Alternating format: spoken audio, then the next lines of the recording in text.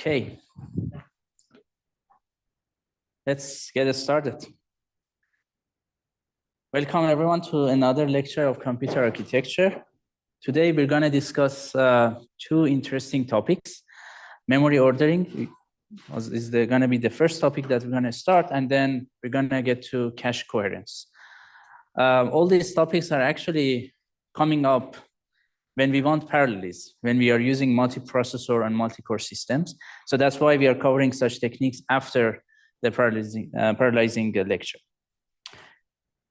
Okay, so I'm going to start today's lecture with this recall from last week. So essentially, we were discussing about difficulty in parallel programming. And we say that there is little difficulty if parallelism is natural, like when we have embarrassingly parallel applications, like multimedia, physical simulation, and graphics. But we have difficulties in basically when parallel programs to work correctly. And when we want to optimize performance in the presence of bottlenecks.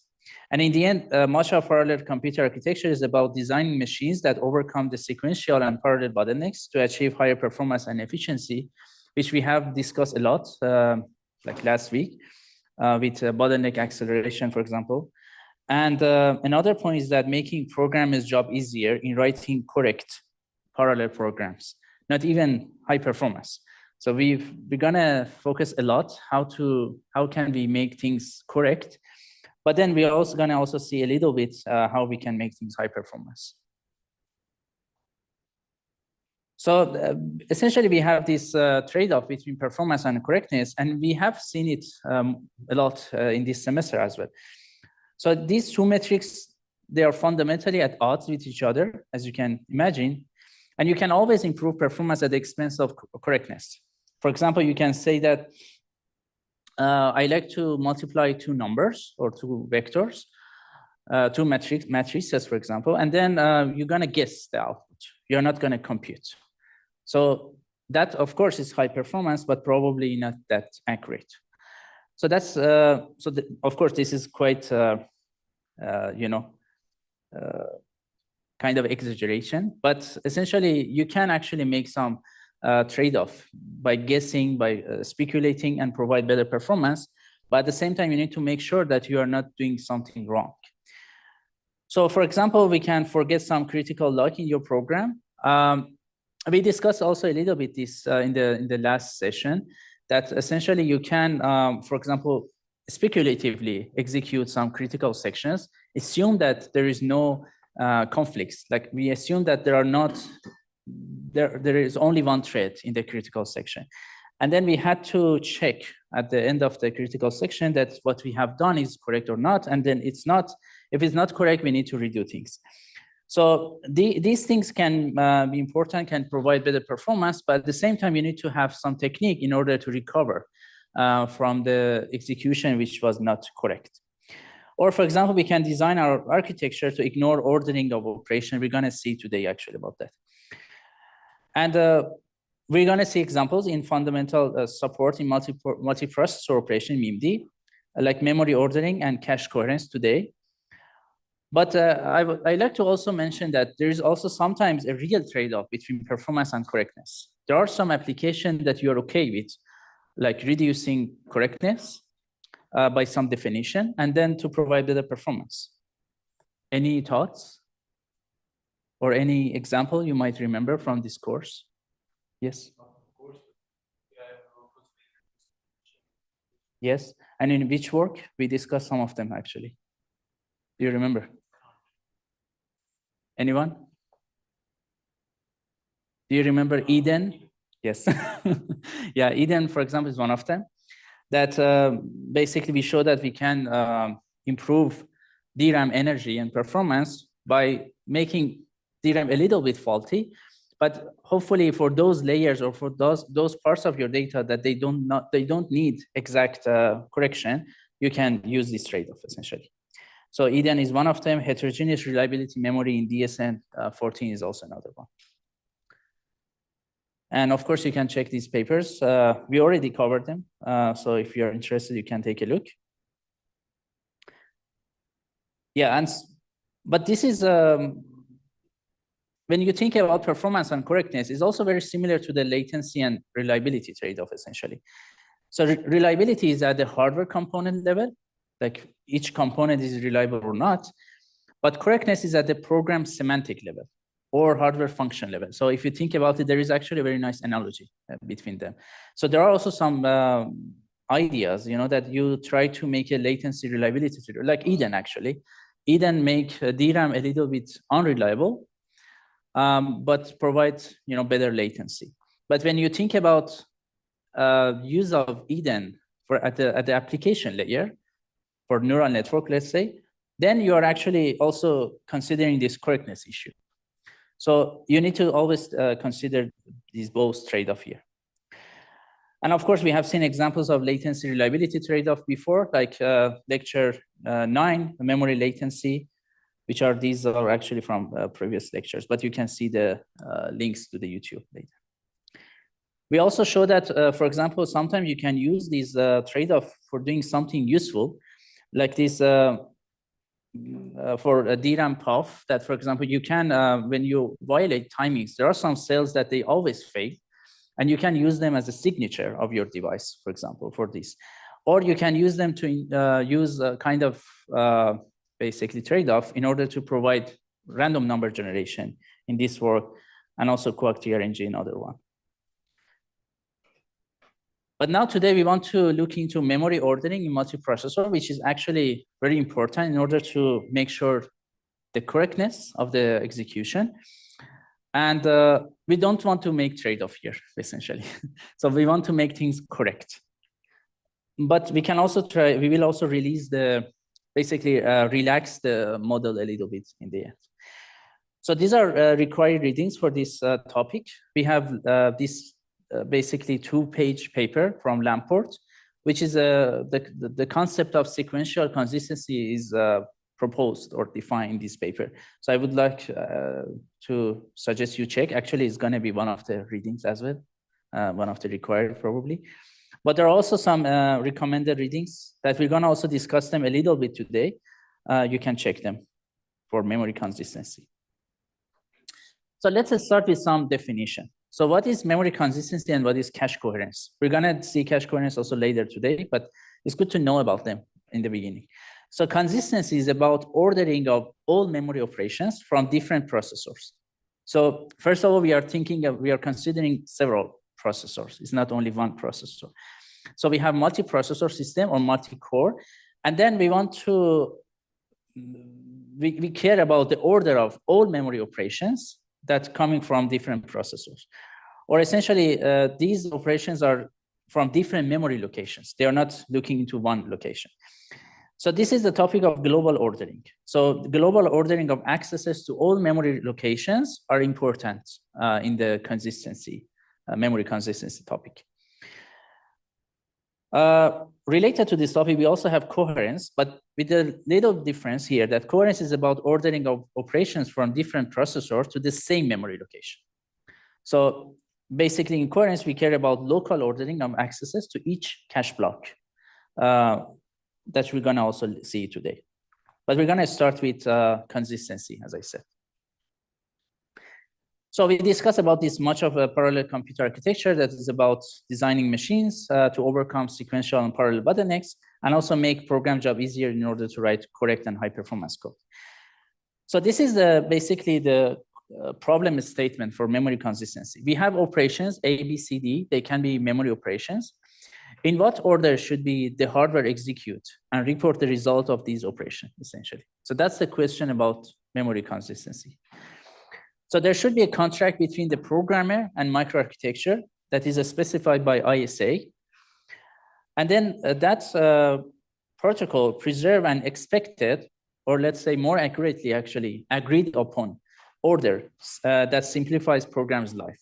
So once the programmer knows that the ISA will obey some rules or some protocol, then basically you can expect, you can see that, okay, you can basically make some, you can have some expectation about how these things are gonna run.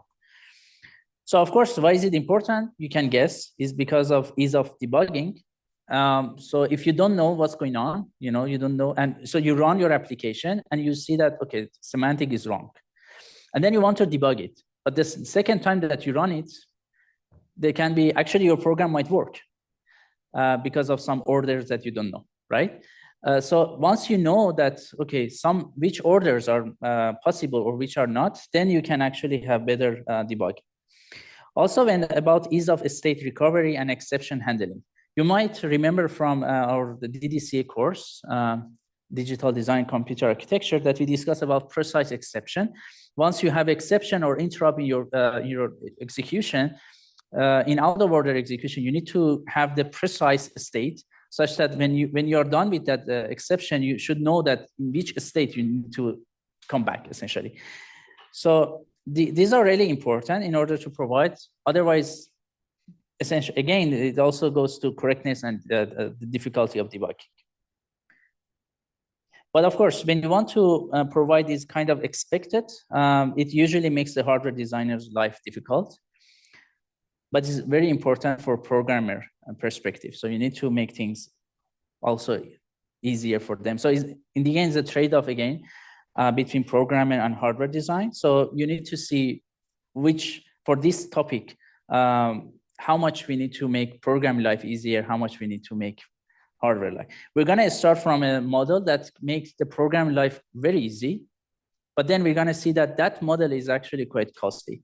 And then we're gonna get to the model that show that, okay, programming can actually, you can make the programming life a little bit harder, but at the price of, as a reward of a lot of good, less basically overheads in the hardware design. Okay. So let's say about memory ordering in a single processor first. You know that is specified by the von Neumann model. We have sequential order in a single processor, essentially. So the hardware executes the load and store operation in the order specified by the sequential program. Even though you might have out-of-order execution, but out-of-order execution does not change the semantics, because in the end, you retires execution, retires instruction at the order of programs, essentially. So that's why we have this reorder buffer, for example, that to make sure that things are happening in the sequence of the program. So these are like advantages of that. Of course, you can see that the architectural state is precise within an execution, which is, I said, why it's important to have precise state, especially when you have exception or interrupt in your application. Also, the architectural state is consistent across different runs of the program, which again is important. So when you see an error, you want to basically reproduce that error such that you can debug it. But if you see errors randomly, it's very hard to, to localize the error and fix the program, essentially. But of course, it comes at some disadvantages. Like we need to preserve order, and that adds overhead. Like this instruction window that we have, this large instruction window, reorder buffer, all these things are there and provide overhead. Adds overhead to the design. And they also reduce performance at the same time, because at some point you need to, in order to ensure the correctness or in order to obey this sequential execution, you cannot, you need to sacrifice performance sometimes. So you need to stall. And also it increases complexity and reduces scalability in the end. So you can also check our lecture in this link below of DDCA for this stuff also. But now also let's see another extreme of this, which is data flow processor. You might also remember data flow processor from our DDCA course. How many of you actually take our DDCA course before? You? Okay. Yeah, but you can, other also can check these links if you're interested. Okay, so in data flow processor, basically, you know that memory operation executes when it's operands are ready. Essentially, in data flow architecture is that. So there is no instruction basically control. So you have operations, and each operation has some operands. And when the operands are ready, you just fire the instruction. So it's true data flow. And as I said, ordering is specified only by data dependencies. So that's the only dependency that you need to consider. And of course, two operations can be executed and retired in any order if they have no dependency. So that's the thing. So it's very hard to basically reproduce or so when you rerun a data flow architecture, the order of instructions might be completely different, because there are not many instructions are actually dependent on each other, and they don't have data dependencies. Many of them, they don't have data dependencies, and you can just run them in any order in data flow processor. So of course, it's very good because it provides lots of parallelism and high performance, but unfortunately, there is no precise state or ordering semantics. So essentially, it's very hard for debugging. And also, you cannot easily recover from issues, essentially. Okay, but now let's see memory ordering in a MIMD processor. So we know that each processor's memory operation are in a sequential order. So each processor actually obeys von Neumann model. So we know that. With respect to the thread running on that processor. But now we want to see if we have multiprocessor and each processor obeys von Neumann, if everything is bright, or we might run into some issues, essentially. So how does the memory see the order of operations from all processors? Or in other words, what is the ordering of operations across different processors? And if it matters in the end. So why does this even matter? There are 3 reasons of that: ease of debugging, correctness, and performance on overhead.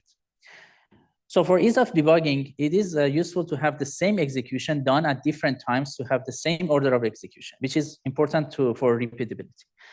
So even though this is really important, but many of actually parallel processors like MIMD architecture, they don't really provide that. There are actually some works that you can record and replay. Like you record the sequence of instructions or sequence of memory operations when you're running in a debug mode, and then you replay from that in order to see the problems, essentially. So you can replay from your record. But normally, without that support, you don't really have basically, you cannot have the same execution done at different times. So depending on how cores are busy, how what's the status of your memory, what's the status of your pages in the memory. So there might be many different orders, essentially, across threads. So in the end, when you work on multi-processor and parallel programming, debugging is always a hard task. And if you write a parallel application, I guess you can tell that. Essentially, it's not really easy to debug your code. But correctness, we want to provide that. So can we have incorrect execution if the order of memory operation is different from the point of view of different processors? So we're going to see that this is bad. So if different processors observe different orders, that shows that there is an issue in your execution. And we're going to see with some examples. So it's really important to not run into this issue. So we need to make sure that there is no incorrect execution in such cases. And then performance and overhead, like we can enforce a strict sequential ordering that we're going to see actually, that can make life harder for the hardware designer, but is actually easier for programmers.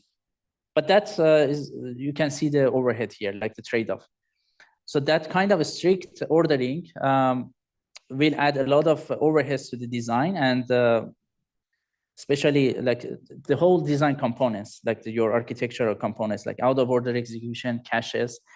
So once you have caches, for example, not many, so there is a local cache, and many of operations from that processor to that cache is not observed by other processors.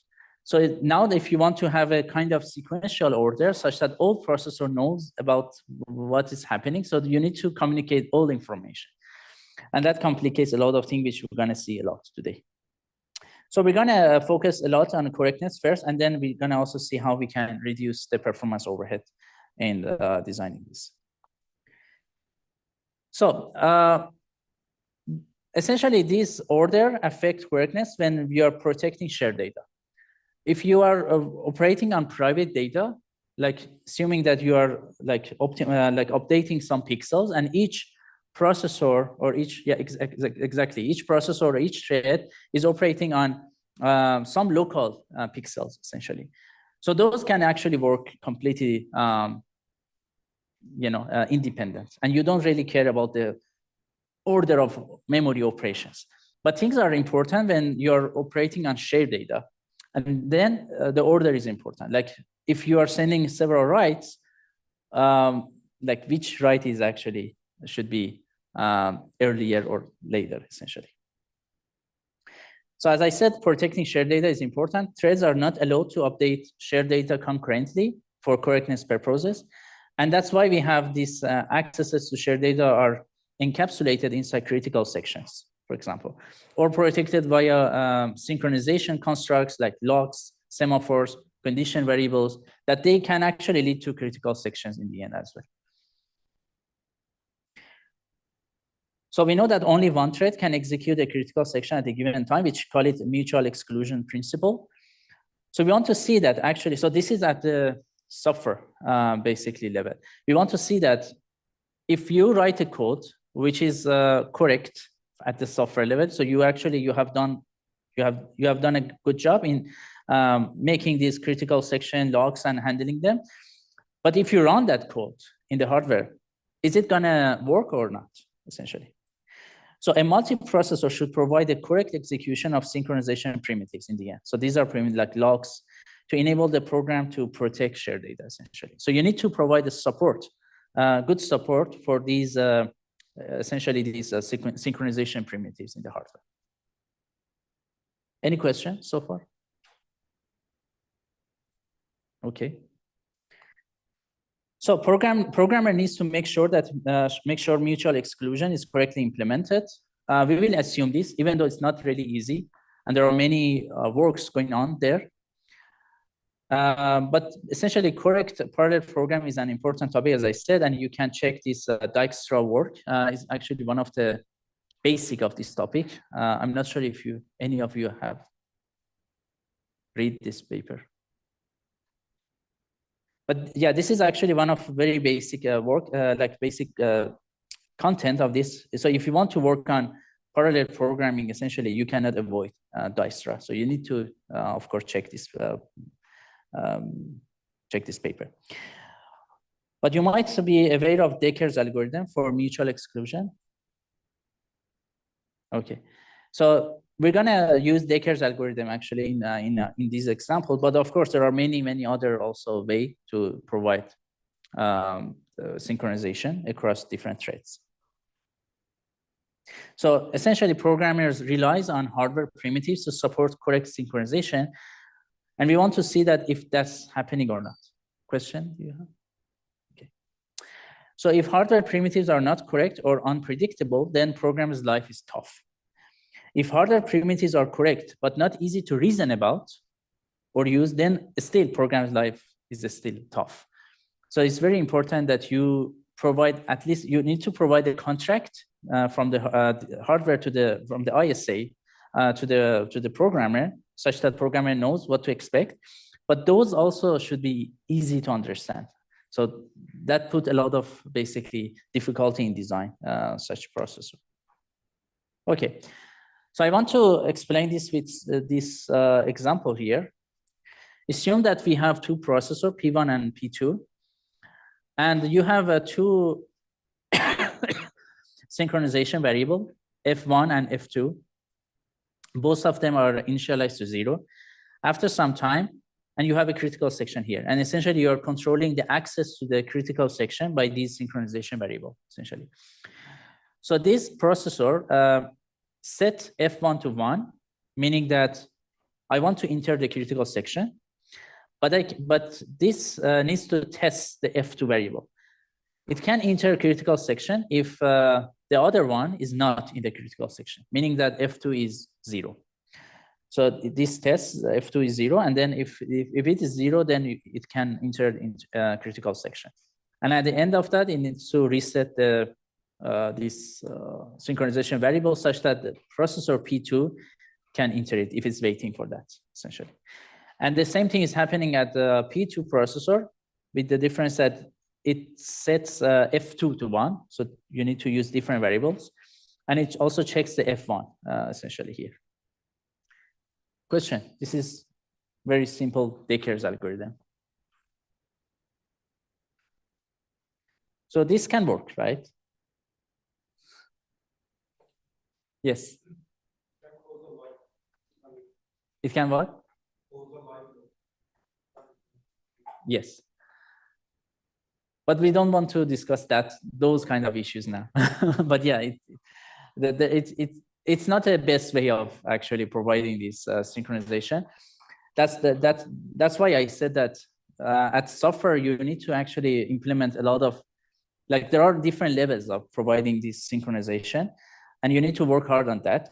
But we think that this is okay, but now we want to see how this might not work in the hardware, essentially.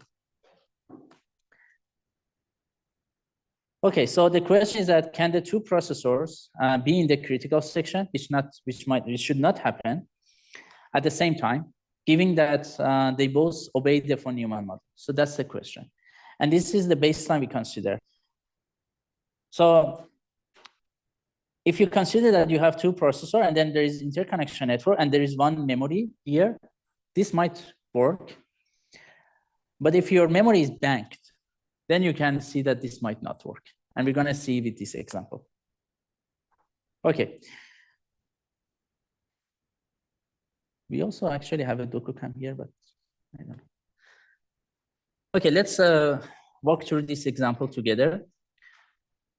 This is the y-axis for the time, and then we can basically see check this scenario. So P1, first, it needs to set F1 to 1, basically, right? F1 set to 1 and complete from P1's view. So basically, P1 set that 1 and then retires the execution. So, and then A sent to the memory. So this A is like set F1 to 1 is already sent to the memory. And from the processor 1's perspective, this is done. Here also the same thing in parallel. P2 assume that it reached to this X. We call this instruction X here. So these two A and B instruction, and these two are X and Y. So P2 also executes instruction X, meaning that it set F2 to 1. And then from processor 2 also point of view, you retire this instruction, essentially. And you send this X to the memory essentially. So later on, you reach to that.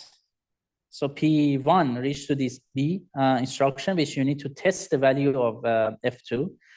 So you need to test F2, meaning that you send this read request to read the value of F2 from main memory, essentially. And now P1 is stalled, actually, there, because P1 doesn't know the value of F2. The same thing happened also for P2. In P2, you need to test F1, but F1 is, so you don't have it, you need to request it from memory. So you send it request from the main memory, and then you're stalled here, that instruction. So after some time, memory sends F2 to P1. But this can happen actually before that write. Before that write actually takes place in the main memory. So from the processor view, you are done with that instruction because you already commit that instruction, right? But it hasn't done eventually can happen, can be done, but so far it hasn't done in the main memory. Like in the main memory still have the absolute data, let's say 0 and 0. So memory basically replies to your read operation and then sends basically 0 essentially sent to the P1. And then P1 can enter the critical section, right? Because this F2 is 0. So, exactly. Since if F2 is 0, P1 enters critical section. The same thing can happen also for the processor P2. So memory replies with 0 to P2, and then P2 enters critical section. Then after some time, memory completes the operation A, and F1 is now 1. And also in this side, also memory completes operation X, and F2 sets to 1. But these are clearly too late. So this can happen. Also, if you know that like these two operations are load, essentially, right? And in many actually cases, for example, in interconnection network, people come up with a lot of prioritization techniques. Like you want to prioritize reads over writes usually, because they are on the critical path of execution. So it's actually kind of possible that you receive your read operation earlier than your store operation, essentially, even though you issue that store earlier, but you can get your read operation faster. Okay, so this is incorrect. So now we need to see, want to see like each processor's view, what's happening here. So from the processor one perspective, this is the order. So processor one sends A, right? And then processor one sends B. And then processor one basically sees X happening in the main memory, right? From the P2's view, it sees that, okay, it sends X and then Y and then A. It's happening from the P2 points of view. So essentially from processor one view, you have A, B, X, meaning that you have A and after that you have X. But from processor two's view, you have X, Y, A, and then essentially you have X and after that A. So these two cannot be correct at the same time, right?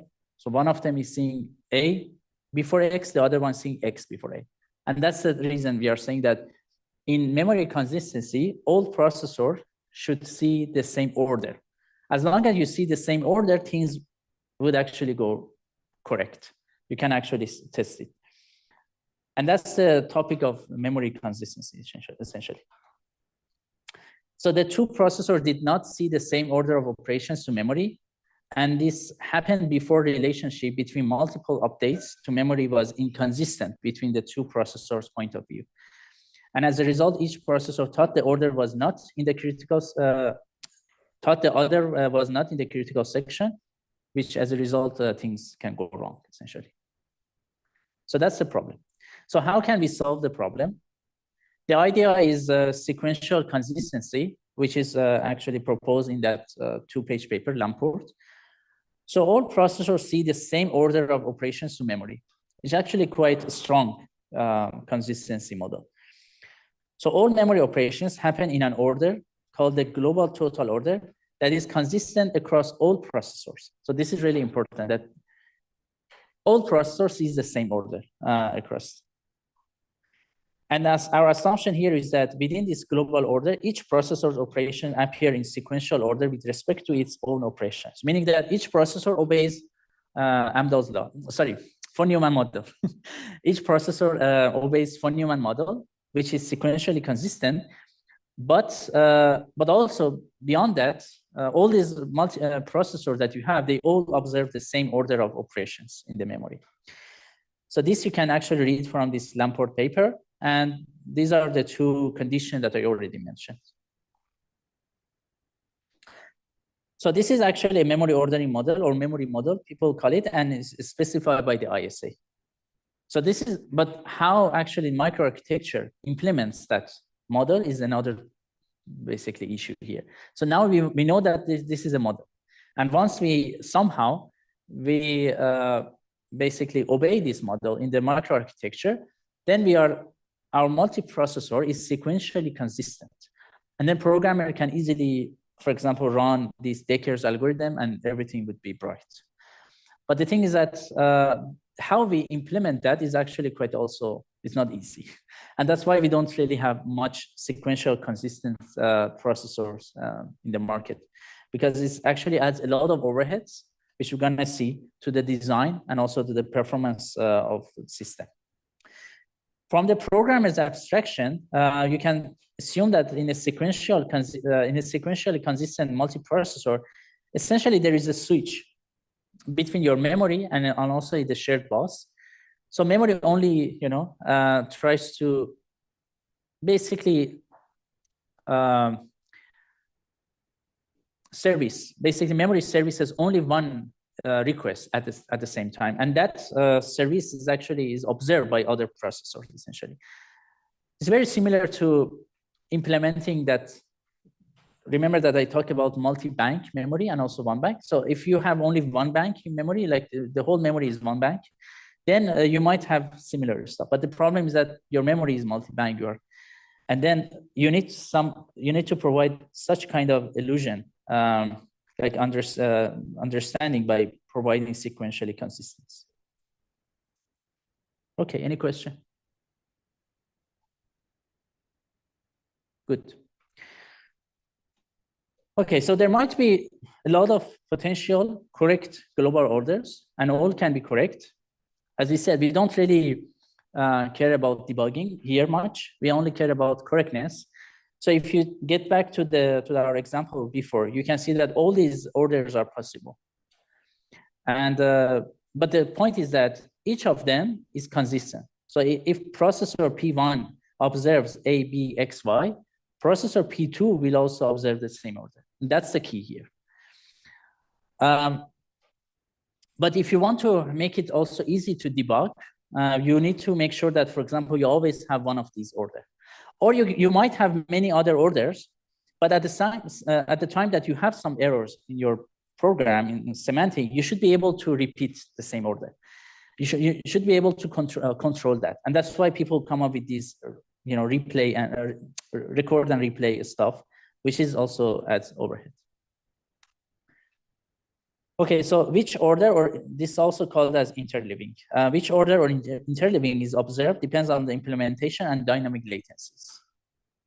So yeah, there are a lot of dynamic latencies that you can imagine when you want to access your memory. You have interconnection network, you have memory controller. Memory controller has scheduling stuff, queuing. So there might be a lot of different orders that can happen. But the important part is that all of them each order is consistent across all the processors. So these are also another important things to say, like within the same executions, all processors see the same global order of operation to memory. So we don't have correctness issue, just to want to repeat it. And that satisfies the happen before intuition. And across different executions, different global orders can be observed, each of which is sequentially consistent. So debugging is still difficult as order changes across runs. If you want to learn more, you need to check this paper. It's actually not a long paper, it's only 2 pages. But provide that these concepts very nicely. Okay, question?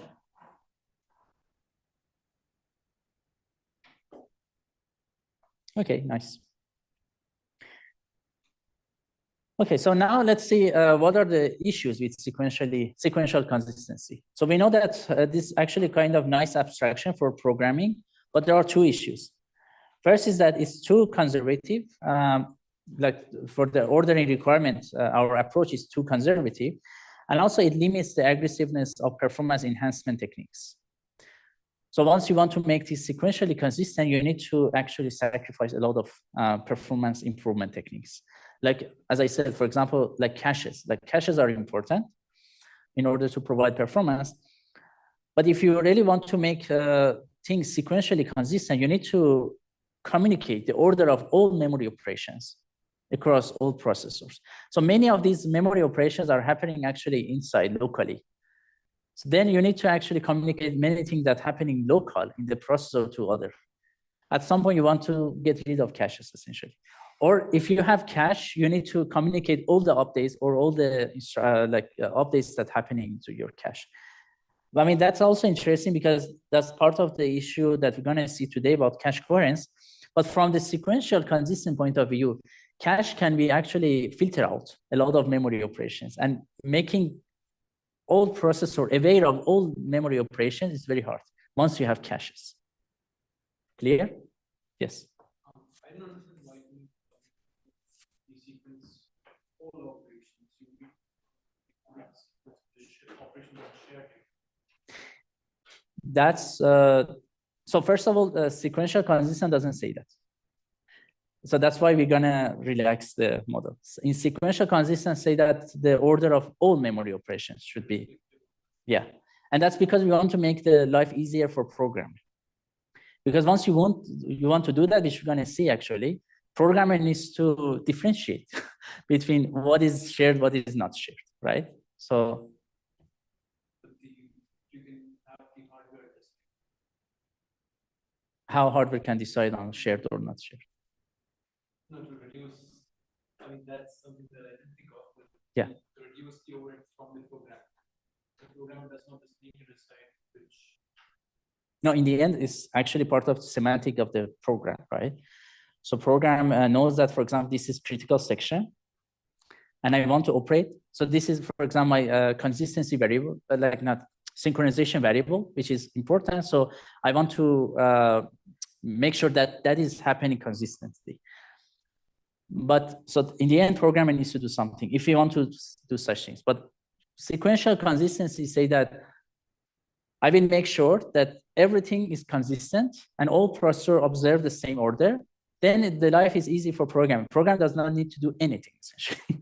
Just write a code. I mean, of course, programmer needs to write this decker algorithm, for example, but as long as they write, these simple primitives, things will be bright, essentially. But now the question is that, is the total global order requirement is like too strong, which I think we all agree that indeed it is.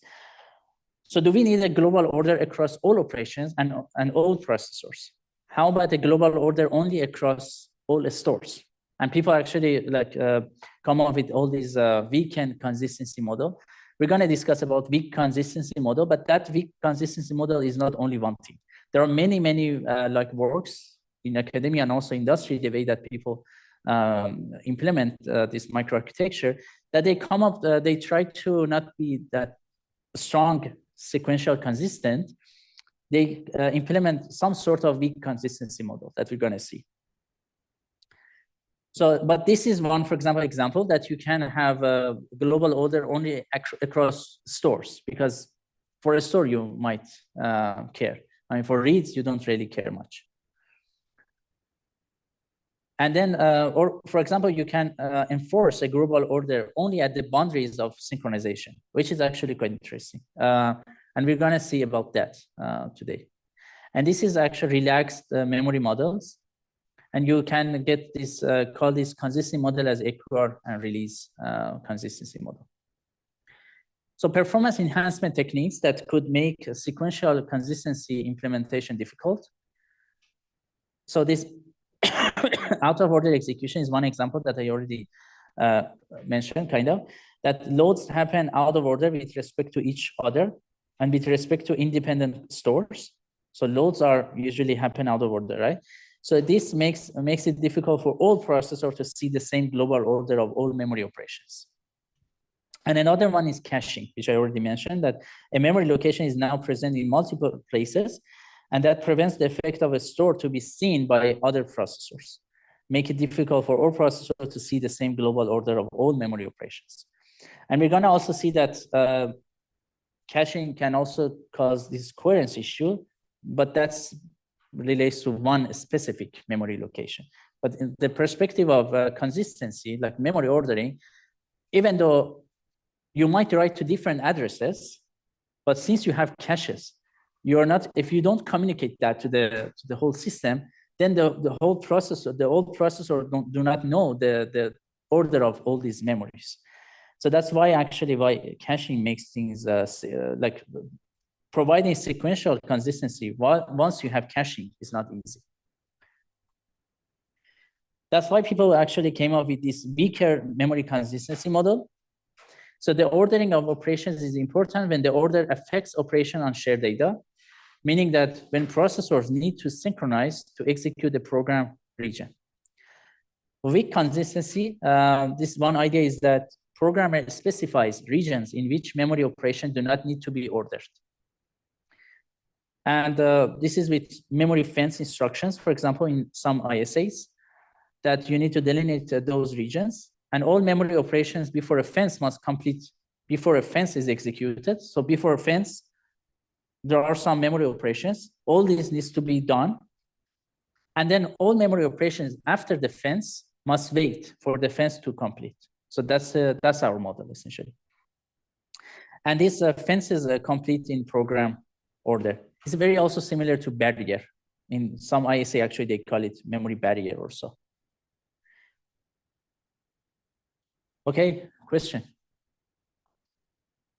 So this is one example. So like examples of weak consistency model, as I said, this is one way of implementing weak consistency, but people also came up with different ideas in order to weaken the consistency model. This is sequential consistency, which everything should be like this arrow mean that V cannot perform until U is performed. So in sequential consistency, we have arrow basically among everything, essentially. This load cannot happen before this load finish, this is stored before that load, and so on and so forth. But there are also some other like consistency model that people come up in order to reduce the overhead. This is processor consistency. And people say that, for example, they observe that these store and load things, these two are not needed to be consistent. You can check these papers if you want to learn more, but this paper actually discuss also different ways to provide weak consistency. Here there is actually two examples. One of them is a weak consistency model. WC is kind of unfortunate naming, and also release consistency. So in a weak consistency model that we have here, essentially you have this acquire and release. So you need to, and then you have some critical sections. So you acquire the lock, and you know that by the definition that we say, everything before that acquire lock should be done. So once you reach to this point, you acquire the lock, and then you enter critical section. So in this critical section, you can actually do order, like operate on any order, because these are not your, even this is critical section, but you're handling that, like you're making sure that with these locks, that not only one processor is inside this critical section. So you can actually operate them, you benefit from your out of order execution. That being said, we still need to obey von Neumann model. But with that, you don't need to care about much. So things, you don't need to make sure that things are sequentially consistent across all processor inside this critical section.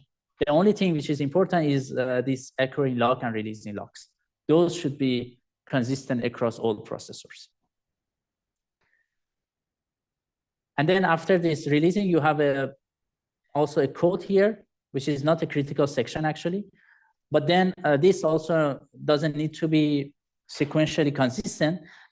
Then here you have another critical section, but this critical section needs to be, again, you need to acquire lock, essentially. So these two needs to be acquired. So this is a weak consistency model that this paper discussed. But people also look into it like a little bit more, and they come up with this release consistency technique, which actually quite interesting.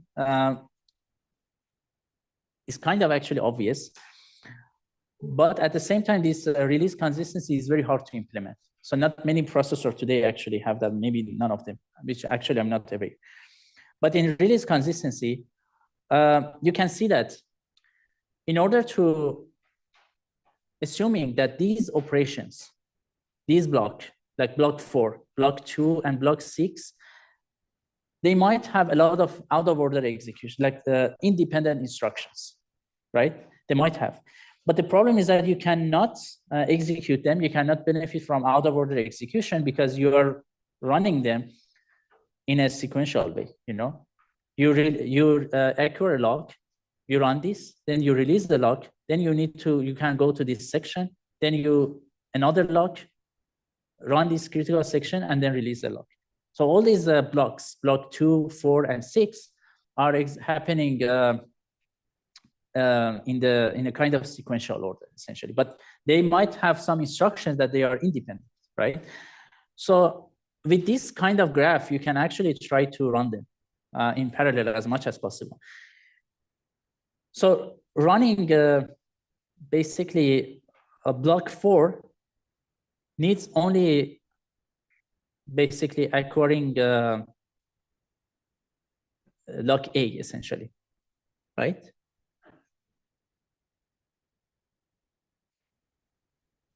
No, yeah, but the thing is that if it's not related to your shared stuff, you can, as long as you get the lock.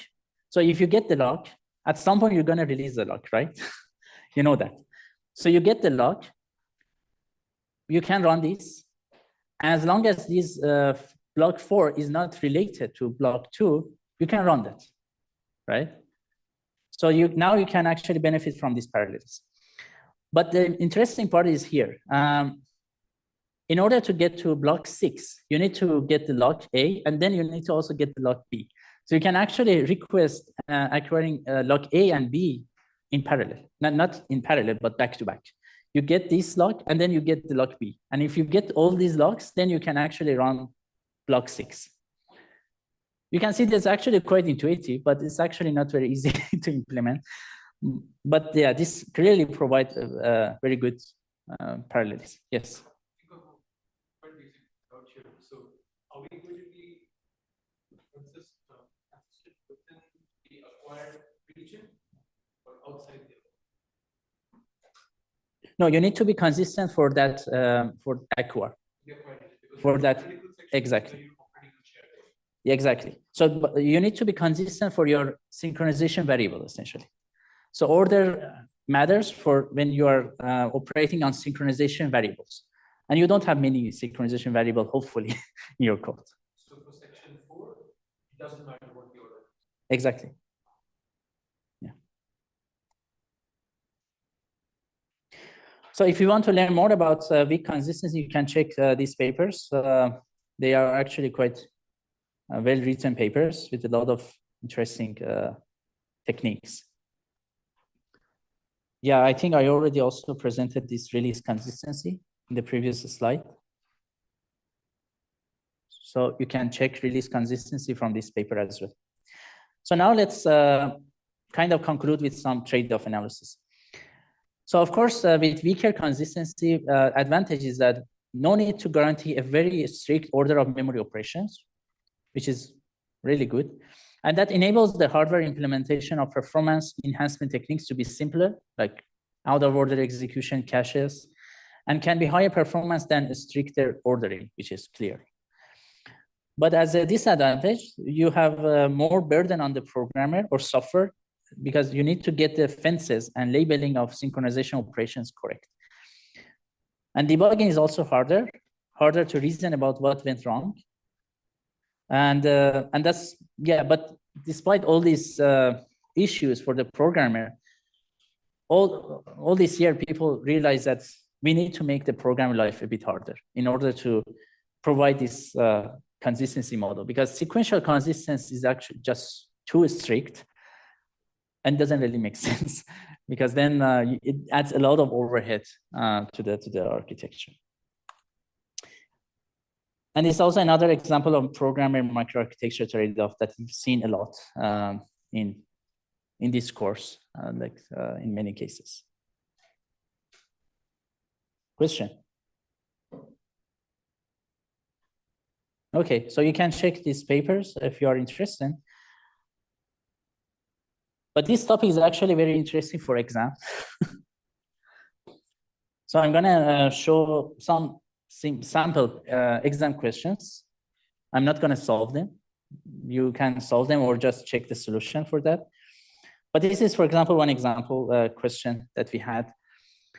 This is like the two threads here, thread A and B, and they are concurrently running on a dual core processor that implements a sequentially consistent memory model. So that's the assumption. And we say that assume that the value at address basically hex 1000 is initialized to 0. So that's the initialization. And these are the two codes we have. So the first question is that these all possible values that can be stored in register 3, R3, after both threads have finished executing. Like depending on the order of these instructions, like we have interleaving, right?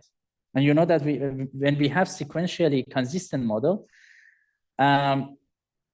we might have actually, and we do have actually a lot of interleaving across memory operations. The only thing is that these orders are the same from the perspective of thread A and thread B. So that's the only thing here. But we might have, and we do have a lot of orders. So depending on each order, you might have different values for register tree. So you can practice on it, of course, at home. The next part is that after both threads have finished executing, you find that these values for these registers, how many different instruction interleavings of the two threads produce these results, essentially. This is also not that hard, but it might be a bit like, you need to basically spend some time in solving these questions, of course. What's the total number of all possible instruction interleaving? You need not expand factorials, essentially, here. On a non-sequentially consistent processor, is the total number of all possible instruction interleavings less than or equal to or greater than your answer to question C? This is also interesting to think about. You can easily find the solution actually for all these. There might be actually also some homeworks question. And you can check for solution of them. This is also another example that we provide more, let's say, like detailed code, and then we ask some question about, do you find something that could be wrong in the C code segments? Explain your answer, for example. And then multiple other questions. So this topic is actually quite interesting for exam, also for architects, of course. But yeah, and that's all. Question? Okay, then we are done with the first part. After, let's have a break. And after that, we can continue with cache coherence. Let's have a 15-minute break and come back at 2:27, right? 2:27.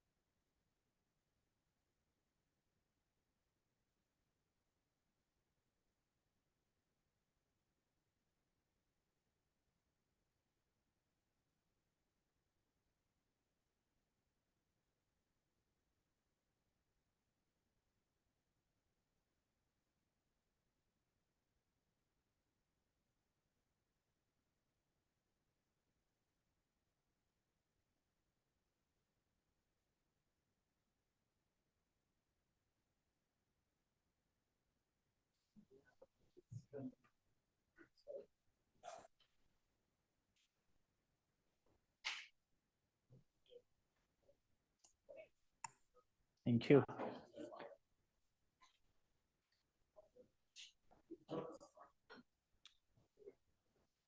Am I audible?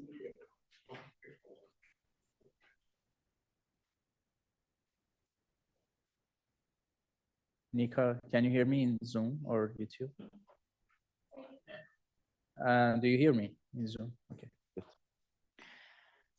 Okay, welcome back. We're gonna continue with cache coherence, which we already actually discussed, like at least the definition. So caching in multiprocessor, you know that it's not only complicates ordering of all operations, as we already discussed, a memory location can be present in multiple caches, and that prevents the effect of a store or load to be seen by other processors. It also complicates ordering of operation on a single memory location, which is the topic of today, this lecture, essentially. So a single memory location can be present in multiple caches, which makes it difficult for processors that have cached the same location to have the correct value of that location in the presence of update to that location. We're gonna see actually with some example. So that's the definition of memory consistency and cache coherence, which we already covered. These are some required reading. This Kohler and Singh book is actually very useful for this topic. And we're gonna also use a lot from this paper, from this book. But yeah, so you can check these recommended papers as well. So this is a shared memory model, essentially, that many parallel programs communicate through shared memory.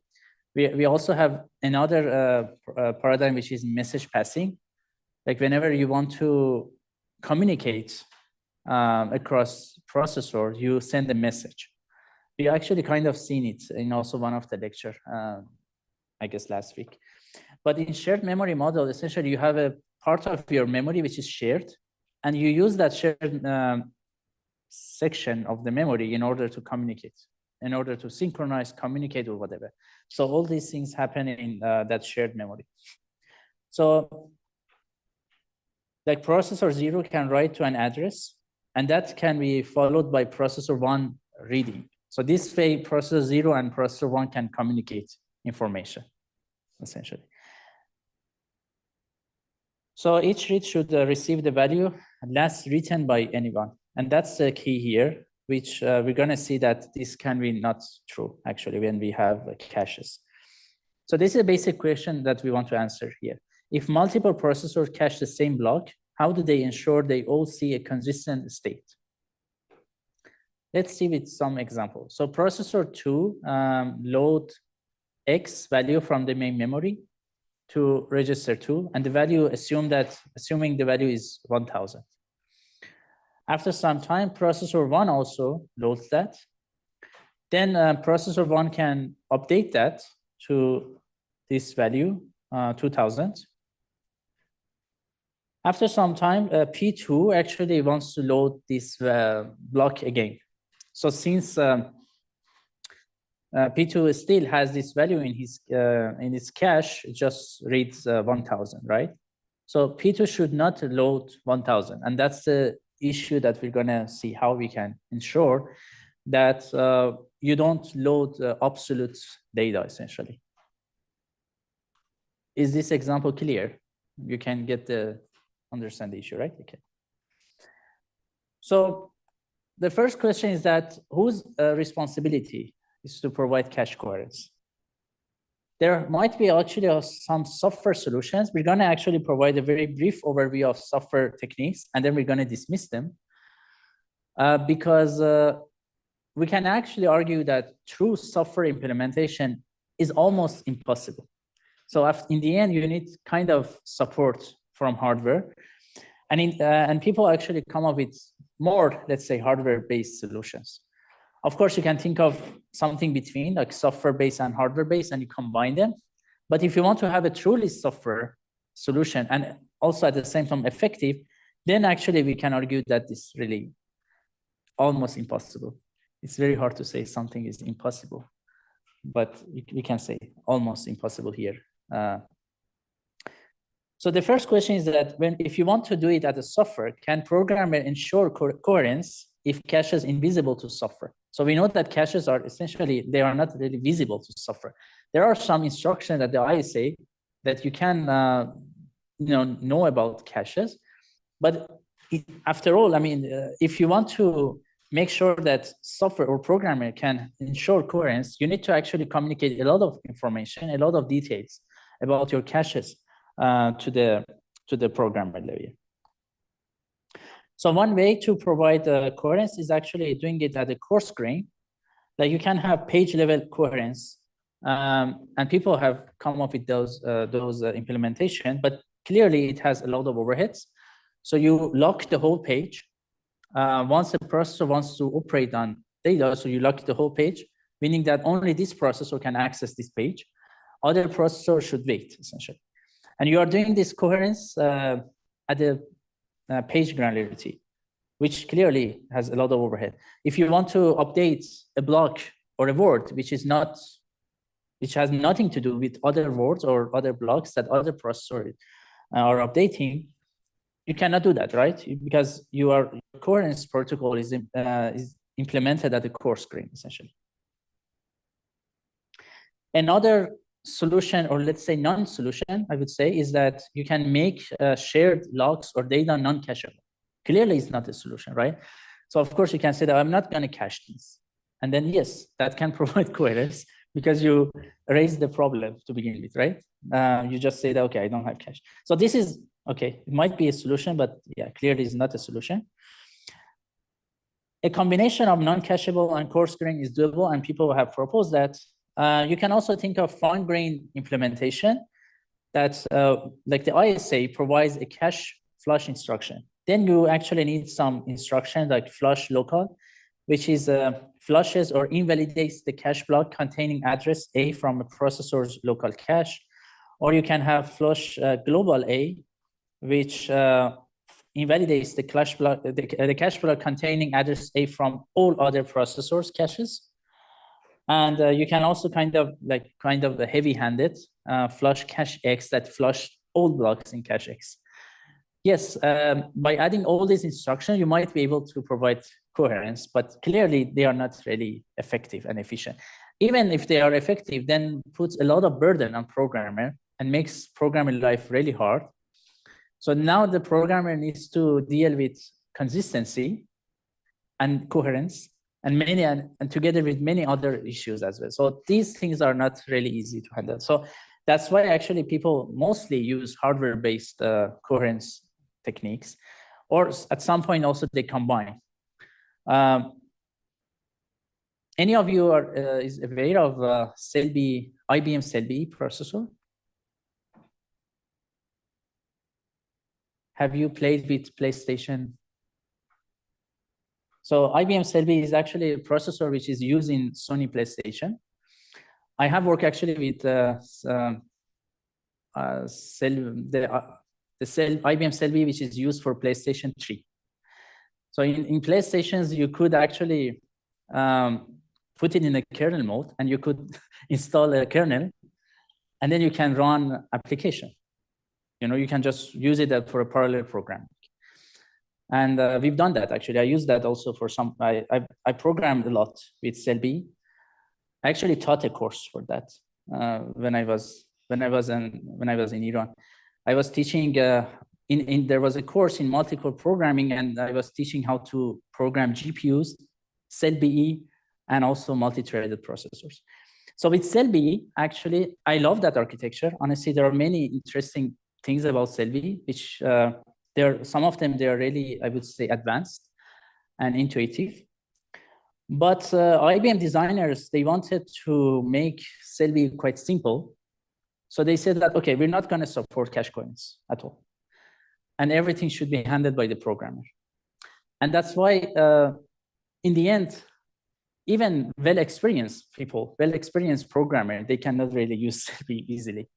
I'm not sure about other editions of Selby. I haven't followed up. I only work with that Selby, which is used in PlayStation 3. But it was really kind of headache to program and use that. So even I guess IBM engineers, after that, they also realized that that wasn't a really good idea. So there should be something in between, not completely software. If you look also to GPU, you can see that GPU, in the beginning, they were not providing any kind of coherence. Essentially, you have only a shared memory, and in that shared memory, which is inside each core, you can provide some sequential, like synchronization. But in GPU, you say that if you are operating on your global threads, you should not really expect that they are coherent or consistent. And then people actually have tried a lot to implement different coherence technique using using consistency model, essentially. So you can look into that if you're interested to learn more about these topics.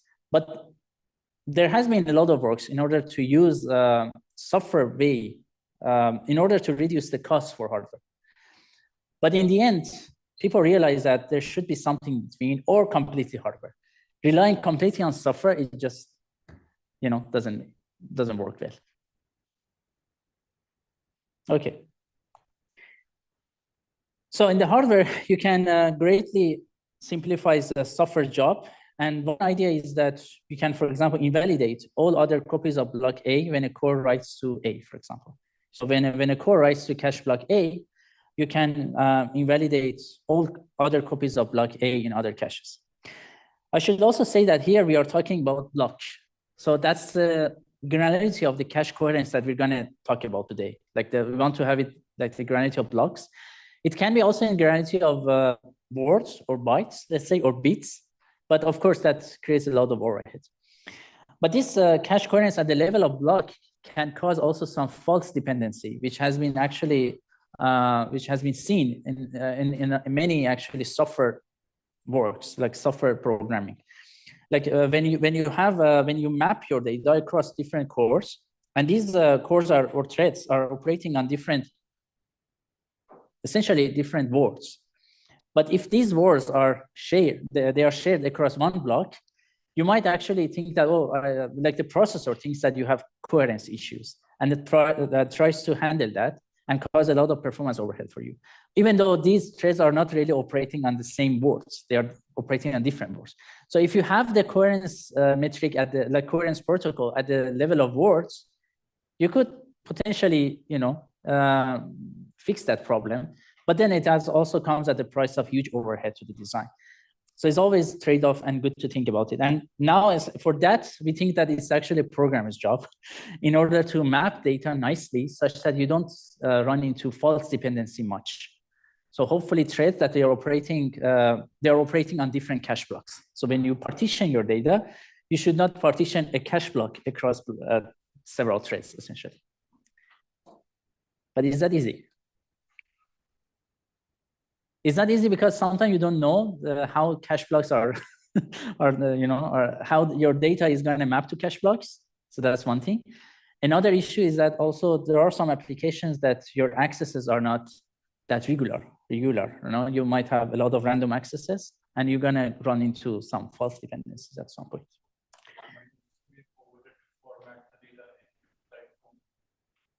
Say it again, sorry. So if you want to format the data in cache, Mm-hmm. Yes, that's true. Okay, I provided kind of huge background here, but it's good. I think this kind of perspective is good to communicate such that we can follow the lecture better. Okay, so now let's see a very simple coherence scheme, valid, invalid. We can just name it like now. So essentially caches snoop or observe each other's write and read operations. If a processor writes to a block, all others invalidate the block. This is a kind of simple protocol. I'm going to actually explain it in detail now, because after that, we're going to build up on this protocol. So it's very important that we learn about this protocol nicely. So here we are considering a cache which is write through, meaning that when you update a cache block, you also update the main memory. This is write through. And also you have no write allocate cache, meaning that if you have write miss, so clearly it's a miss, right? So you need to update the memory. You don't read the data from the memory, put it in the cache, and then update it. You just update the main memory. So that's why you have this no write allocate, right? You don't allocate writes. If you have your data, you read your data and you put it in the cache, and then you have a write, so you have write heat. So you just update your cache and also update the memory because it's write true. But if you don't have the data and you encounter write miss, you don't allocate that in your cache. Clear? And there are two types of actions here, actions of the local processor and the cache block, processor read and processor write, and actions that are broadcast on the bus for the block, bus read and bus write. So let's take a look at this very simple protocol, which is actually a correct protocol. You can prove it, that this works. Whether or not it's effective, like performance effective, that's another question. But this is a correct protocol. So we have this FSM, you need to keep for every cache block. And also you need to keep for every processor, essentially. And there are some points from different processor perspective. Let's see, we are like as one processor, you want to read a memory address. If you access cache and you're in invalid state, meaning that you have read miss, right? Because it's invalid. So you send this processor read, and also you send bus read to the whole processor, and then you go to the valid state, right? This actually protocol doesn't really do much when you send bus read. But we have this signal here because we're going to use it for other protocols. So now you're in a valid state, and then at some point you do processor write. So you want to write to that block. As long as you do processor read, let's say first, as long as you do processor read, basically you stay in that valid, right? You don't do anything. But when you do a processor write, you need to send bus write. Still, you stay here because you have the cache copy, so it's valid, and you have write heat, so you stay in this state. But at the same time, you also send bus write to the bus. So from another processor perspective, if another processor has the data, like it was in the valid state, and it observed bus write, then it goes to invalid state, because it means that the copy that I have is absolute. So I'm gonna make it invalid such that if the processor, like let's say P2, accesses that cache block, it encounters a miss such that you need to go to the main memory and load it. And we know that the main memory copy is actually up to date because we have write through cache, right? So yeah, these things can work, but the thing is that when you want to implement them, you're gonna get to a lot of also race condition, which you need to. And you're actually going to exercise with that at some point in lab 6, which is, again, a bonus lab. But yeah, you're going to implement messy protocol that we're going to see today, which is actually quite interesting. OK, question. Of course, I didn't go into all these. Let's see if any of them. Yeah, here also, if you're in invalid state and you send, you have a processor write. This is actually the point that I mentioned, which is we are in our cache is no write allocate. So if your cache block is invalid and you have a processor write, you send bus write, which is important because there might be other copies that other caches have and they need to go to invalid state. But you also stay in the invalid because you don't allocate writes to your cache, essentially. Question about this protocol? Good. Okay, so I'd like to review very quickly some non-solutions to cache coherence. No hardware-based coherence. That we need to keeping caches coherent is software's responsibility. This makes microarchitectures life easier, but makes average programmers' life much harder.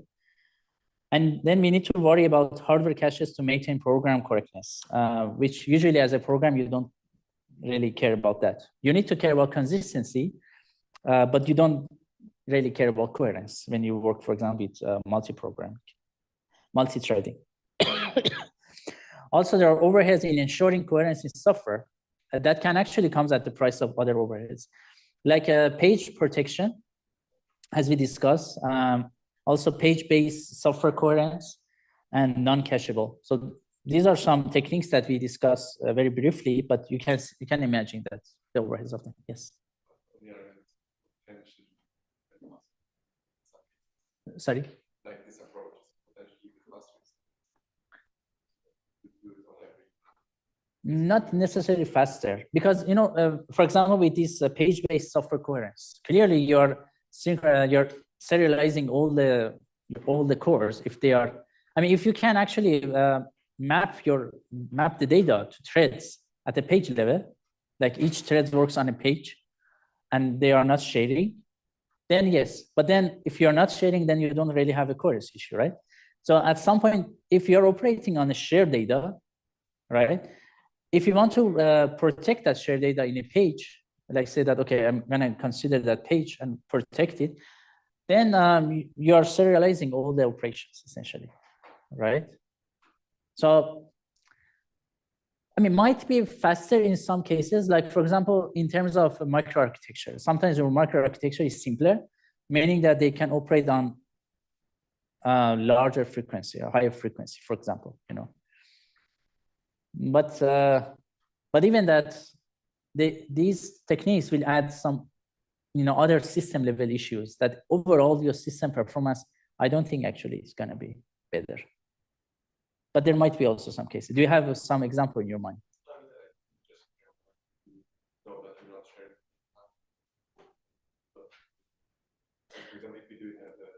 Uh-huh.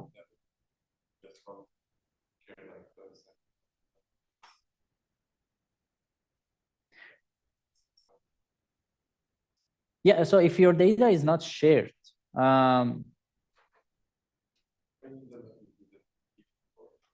exactly. So but hardware-based coherence control also, they don't need to operate much. If you're like,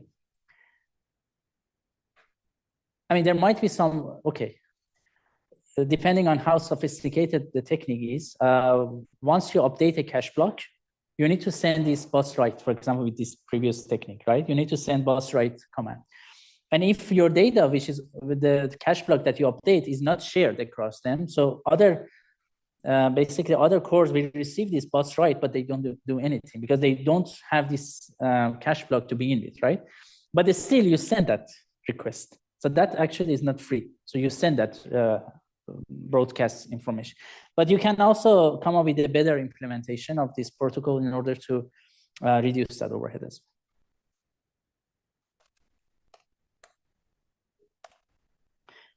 Okay, and another non-solution can be all caches are shared between all processors.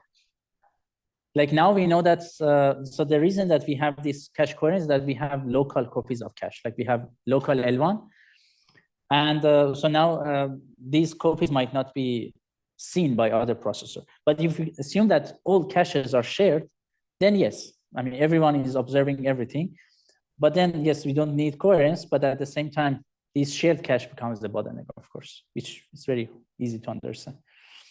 And very hard to design a scalable system with low latency cache access this way. Of course, and also for L1, you want a few cycle access to L1, and clearly that cannot be shared across like hundreds of processors.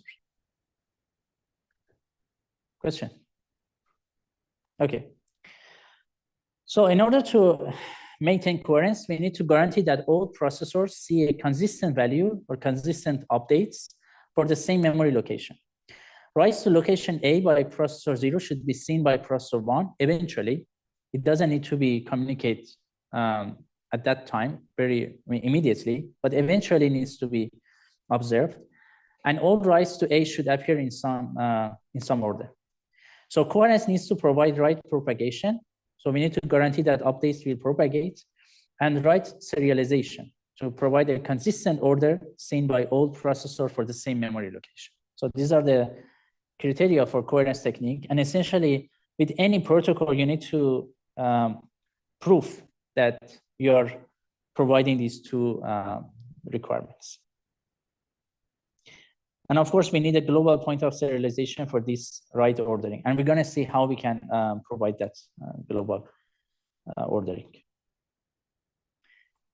So hardware cache coherence, the basic idea is that a processor or cache broadcasts its writes or updates to a memory location to all other processors. Another cache that has the location either updates or invalidates its local copy. Yes.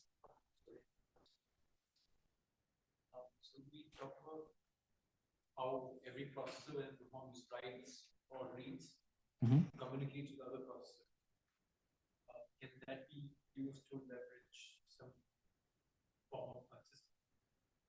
Because you're already communicating with them. So there are some works that they like there are techniques that they simplify coherence using consistency model. So the fact that, as I said for GPU, actually there are many works that people try to provide cache coherence techniques, but there are also many other works that they try to implement coherence technique using consistency model. So this is interesting. Yes. The other way around, no, Anyway, communicating that. No, cache coherence is very.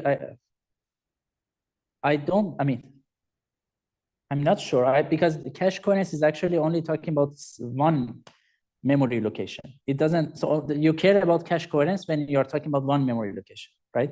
But in consistency, you care about all memory locations.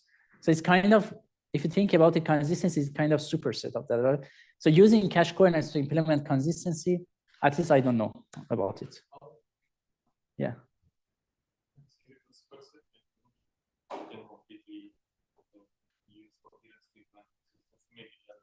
The other way around is possible, actually. And people, especially as I said for GPU, I've read a lot of papers.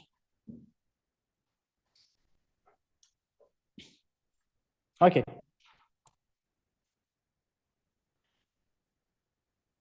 So another cache that has the location either updates or invalidates its local copy. This is simple. So let's review our basic protocol that we discussed. How can we safely update replicated data? So one option is that we use a update protocol. So we push an update to all copies. So once you update, you also update, you push this update to all caches that you have in your system, and they should update. Another option is that you just tell them that I update this block, and they need to invalidate. They need to invalidate their copy, essentially. So on a read, if a local copy is invalid, put out request. If another node has a copy, it returns it. Otherwise, memory does. So this is depends on your way of implementing coherence, essentially. So sometimes you can get the up-to-date result from another cache copy, because there is also point of serialization. So once you put your request on the bus or you're on a shared fabric, all caches are also observing that. This is actually part of a Snoopy cache. We're going to also see more. But the other caches are observing that bus. And once they see that, okay, you want this block, and cache, for example, for processor 0 has the most up-to-date, it just puts the data on that, right? And you read. But it also would be the case that you just read from memory, or you can actually also only say that I'm not getting copies from other caches to simplify things. I'm just getting data from main memory. And that's why, for example, in that example, we needed this write through, for example, cache, for example, right? On a write request, we read block into cache as before. And then for update protocol, we need to write to block and simultaneously broadcast written data and address to sharers. So this is for update protocol. Other nodes update the data in their caches if block is present, essentially. For invalid protocol, you write to block and simultaneously broadcast invalidation of address to sharers, and other nodes invalidate block if their caches if block is present, essentially. So makes sense, right? Essentially very simple. When you write to a cache block, you either send your updated data to other caches or you just send invalidation command. Okay, which one is better? like many questions that we have seen so far, it depends. So it depends on write frequency and sharing behavior. Like for update technique, if sharer set is constant and updates are infrequent, we can avoid the cost of invalidate and re-acquire a broadcast update pattern. So essentially, you don't need to send, your updates are infrequent, so that's good. Whenever that happens, you just send them, and you don't really impose a lot of overhead. However, if data is rewritten without interfering reads by other cores, that updates would be useless. So if you update, you send your updated value to other cores, and other cores also update without reading. So if you update a cache block, send it to another core, and that core actually, before updating, read that data, at least it's useful, right? That processor reads it and updates it. But if you update, send the updated value to another core, and that core also updates it. And then another core updates it. So this is kind of useless, right? So that's why this update protocol might not be ideal. And in write-through cache policy, bus can become a bottleneck, of course, because you need to inform memory as well. With invalidate, after invalidation, cores has exclusive access rights, which is important.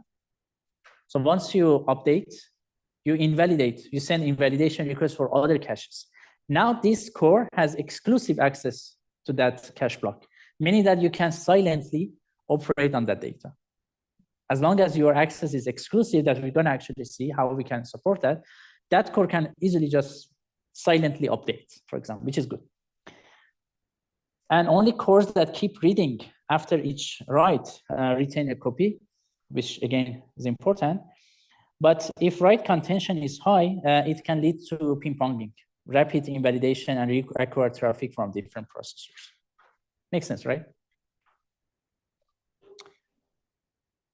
So there are two cache coherence methods, essentially. How do we ensure that the proper caches are updated? One way is using Snoopy bus, which is bus-based. Our bus, shared bus, is single point of serialization for all memory requests.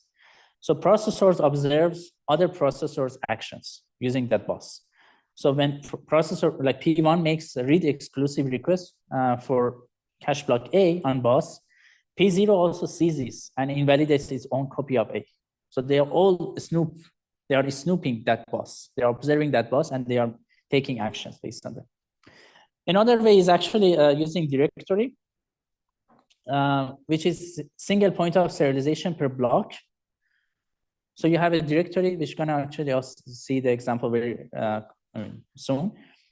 That in directory, you per each cache block, you store what are the cores or what are the processor that has the data, essentially, that has that cache block. And this can be also implemented, distributed across nodes. And then processors make explicit requests for blocks. So in a Snoopy model, once you send invalidation request, you need to broadcast it. You don't know to who should send it. You just broadcast on the bus, right? And if matters to some of these processors, they will take actions. But in directory base, you know what are the cores that they are sharing that cache block. So you can only send requests to all specific cores or caches, essentially. So directory tracks which caches have each block, and directory coordinates invalidation and updates, of course. So let's see a very brief introduction to directory base. Then we're going to actually move to Snoopy, and then we're going to get back to directory again soon. So the directory-based coordinates, the idea is that a logically central directory keeps track of where the copies of each cache block reside. Caches consult this directory to ensure coherence. So whenever you have a request, you need to consult with your directory. So an example mechanism can be for each cache block in memory, we store P plus 1. P is the number of processors. And 1 is actually if one processor has that cache block exclusively, essentially. So that 1 is because of exclusive bits. On a read, set the caches bit and arrange the supply of data. And on a write, we need to invalidate all caches that have the block and reset their bits. We can also have this exclusive bit, and when you write to a cache block, you can set the exclusive bit as well. So let's see an example here. So we have 4 processors, and here we have also this exclusive bit. Processor 1 takes a read miss to block A. So directory is completely 0, so no one has the data. So essentially, you just read the data from main memory, and then you need to set this bit in your directory to 1, meaning that P1 has this cache block. Then at some point, P3 takes a read miss. Then you also set the P3 corresponding bit to 1. At some point, P2 takes a write miss. Then you need to invalidate P1 and P3's caches, because you know that these two have the data. So you invalidate them. You send invalidation requests only to P1 and P3. And then you need to use support write request and set this bit to 1, and also set exclusive bit to 1 here. This is really important that we have this exclusive bit, because it shows that, you know, I have this processor has the data exclusively, and that makes it possible to do some operations silently, essentially. So yeah, and after some time, P3 takes the write miss. Then you just reset, and P3 has the data. You set this and also set the exclusive bit again. After some point, P2 takes a read miss. So you provide your supply from P3. It can be also supplied from main memory, depending on the way that you implement your directory mechanism. But essentially now 2 processors have the data, and you reset the exclusive bit, because now 2 processors have the data. Yes? So the exclusive bit, only one. Yes, and that processor writes to that. If you read, you don't set exclusive bit. So that part only one bit. Yeah. So this exclusive bit actually here in the concept of this example, it means that you like here, the here example is better. Like P3 updates, and it has the data exclusively, meaning that P2, when it's encounter a read miss, directory knows that P3 has the most up-to-date value of that cache block. So basically, P2 asks P3 to supply that data, essentially. Yes? The size of this directory has to be every unique cache block in the internet. Yeah, which is, yes. And there are ways actually to reduce the cost, but in the end, it's actually quite expensive. That's true. But that doesn't mean that a Snoopy base is also easier, because with a Snoopy base, you need a bus, and bus might be okay. Tomorrow, we're going to actually learn about interconnects, but bus might be okay to connect 8 processor or 16 processor, but once you have hundreds of processors. Yeah. But then the question is that, do you need to make 1,000 processor coherent? You may not want that, right? You can also think about clustering your chip and try to be coherent in every clusters.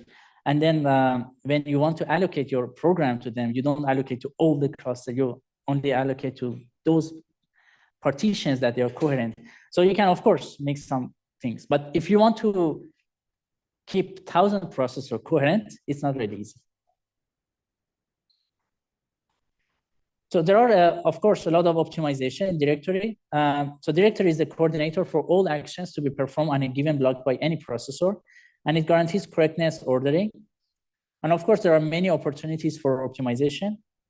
For example, we can enable bypassing the directory and directly communicating between caches. We will see example of this optimization later, actually, when we provide directory techniques a little bit with more details. But now let's get back to Snoopy cache coherence. So the idea here is that all caches snoop all other caches read-write requests and keep the cache block coherent. Each cache block has coherence metadata associated with the tag store of each cache. So in that example, we talk about invalid valid protocol. So you need to keep that metadata for every cache block, right? So this is, of course, easy to implement if all caches share a common bus. Each cache broadcasts its read and write operation on the bus, and which is good for a small scale multiprocessors. But what if you would like to have a like 10,000 node multiprocessor? Clearly, it's not easy. So here is an example of that. You have n processors, and each processor has a cache. You need to keep the metadata for coherence in your tag array, essentially. And this is your shared bus. And these are the operations, essentially. Processor read, processor write, bus read, and bus write. And of course, you can also have this bus read exclusive, meaning that you read from your, this data is read exclusively, essentially. So you can think about some optimization. So this is an example that we have seen, a simple protocol, valid invalid protocol, which is implemented on top of a Snoopy cache. But now we want to see some extension, how we can make it better, essentially.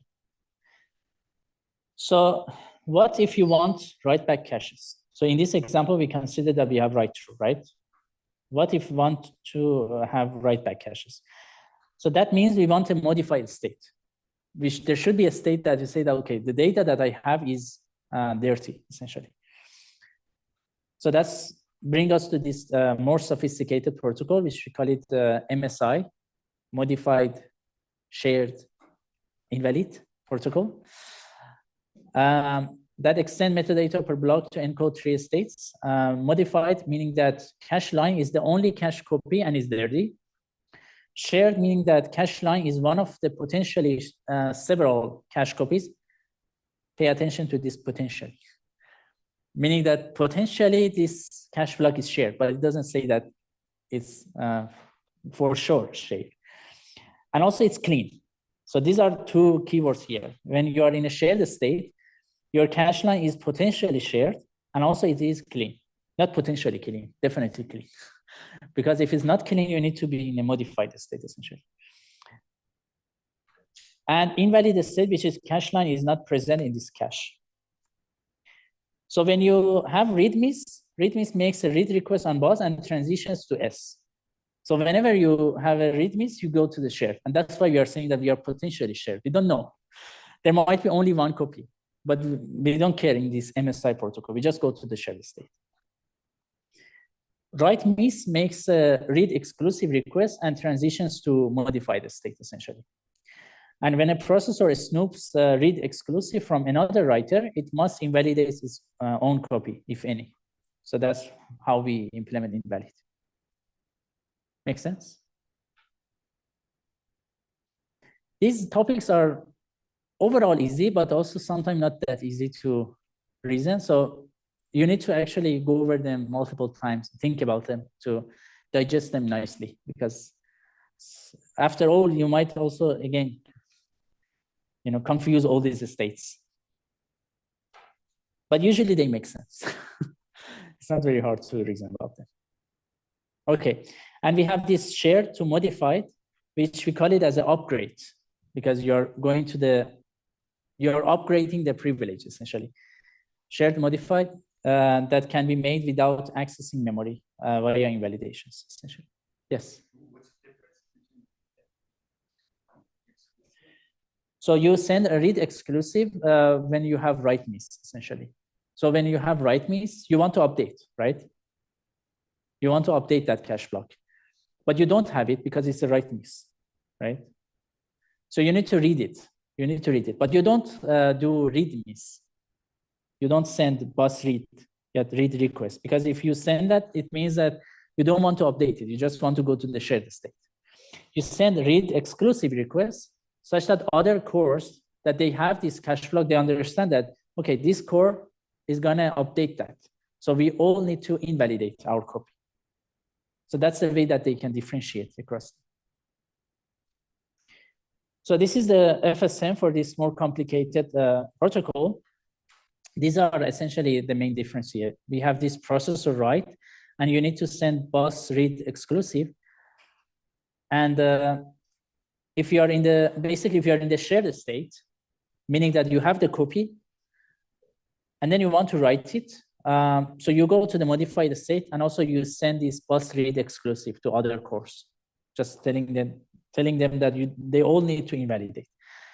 And also you can move from invalidate again to modified as well. So this is the case that you get write hit. This is the case you get write miss. But both, you go to the modified state and you invalidate other basically cache copies. And other copies, when they receive this bus read exclusive, they all need to go to invalid state, essentially. Okay, this is important.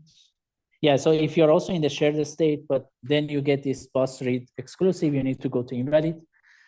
Essentially, once you get this bus read, when you see this bus read exclusive on the bus, you need to invalidate your copy. So that's why you go to this state of invalid.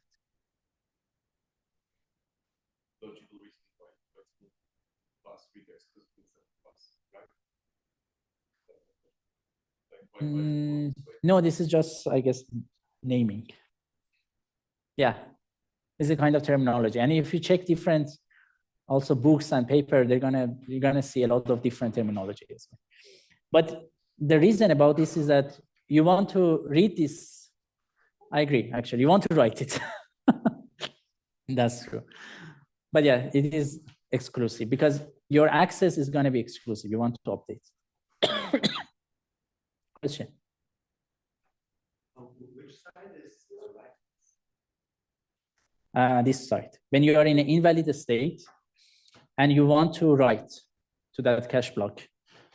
So you go from invalid state, you go to modified state. So with processor write. And once you are in the modified state,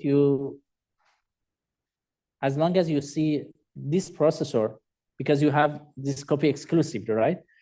So you do this processor read, processor write, you don't need to inform anyone, essentially. And that's the beauty. Yes. Yeah. Essentially a read, right?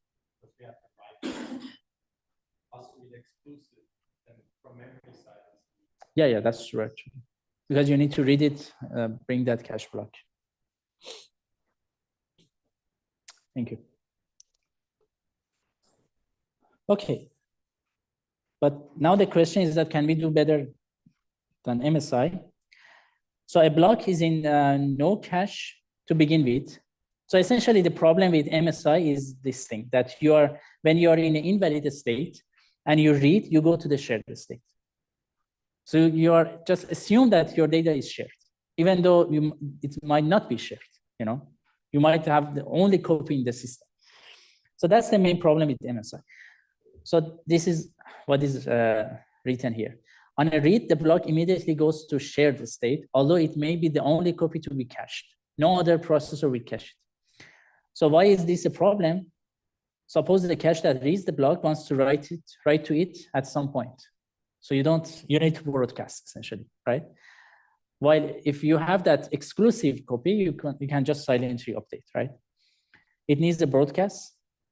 If the cache knew it had the only cache copy in the system, it could have written to the block without notifying any other cache, which saves unnecessary broadcast of invalidations. So that's bring us to this solution, messy, modify exclusive shared invalid. But essentially, we add another state, which is exclusive state. And the idea is that this state indicates that this is the only cache copy and it is clean. So when you are in an invalid state and you want to read the data, if you can actually read it exclusively and get to the exclusive. So how you can realize that you have the only copy? One way is to use wired OR implementation. So you have bus and all caches are, they are observing this bus, right? When you're in an invalid state and you want to read a cache block, all caches they are observing the bus, right? If they have the copy of this, they can assert the bus or they can assert this wired OR. Like this is a wire that if one of them is one, then in the end is one, meaning that your access is not exclusive. But if none of these caches they assert this wired OR, I mean all of them put like 0, let's say, then the result of this wired OR would be 0, meaning that I can get the copy exclusively, and then you move to the exclusive state. And the good thing here is that you can silent transition from exclusive to modified with writes. This MESI is also called the Illinois protocol, which actually has been designed by Patel and one of his master students in 1984.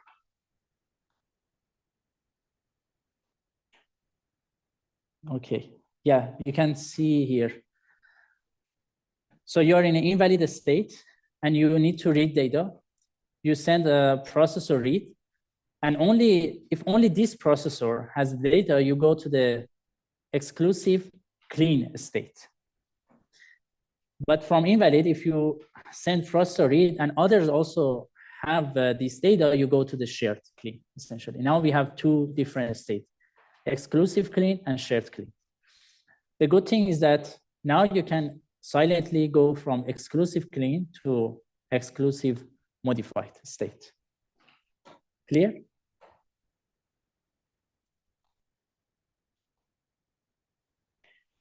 This is another way of looking at messy state machine. It's very similar, so you can also check. This is from Coherence book. And this is your lab, which we're gonna release at some point, lab 6, that you need to implement messy. Even though the protocol makes sense, you're gonna encounter a lot of issues when you want to implement it and make it work. You're gonna see, which is quite, I mean, it's not interesting that you're gonna encounter issues, but it's interesting to see how these things are hard to implement. Like this messy protocol has been used in Pentium Pro, and that actually has some bugs. So later on, people actually, even though they test a lot and the protocol makes sense, the protocol works, right? But once you want to implement it, actually make it work is a hard task. So that's why this lab is actually quite interesting. So I like also to emphasize these two terminology, downgrade and upgrade. So a transition from a single owner state, like exclusive or modified, to shared is called a downgrade because the transition takes away the owner's right to modify the data.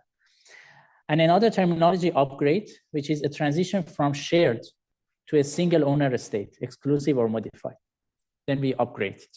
So it's just a terminology that you need to be aware because. And this is your lab.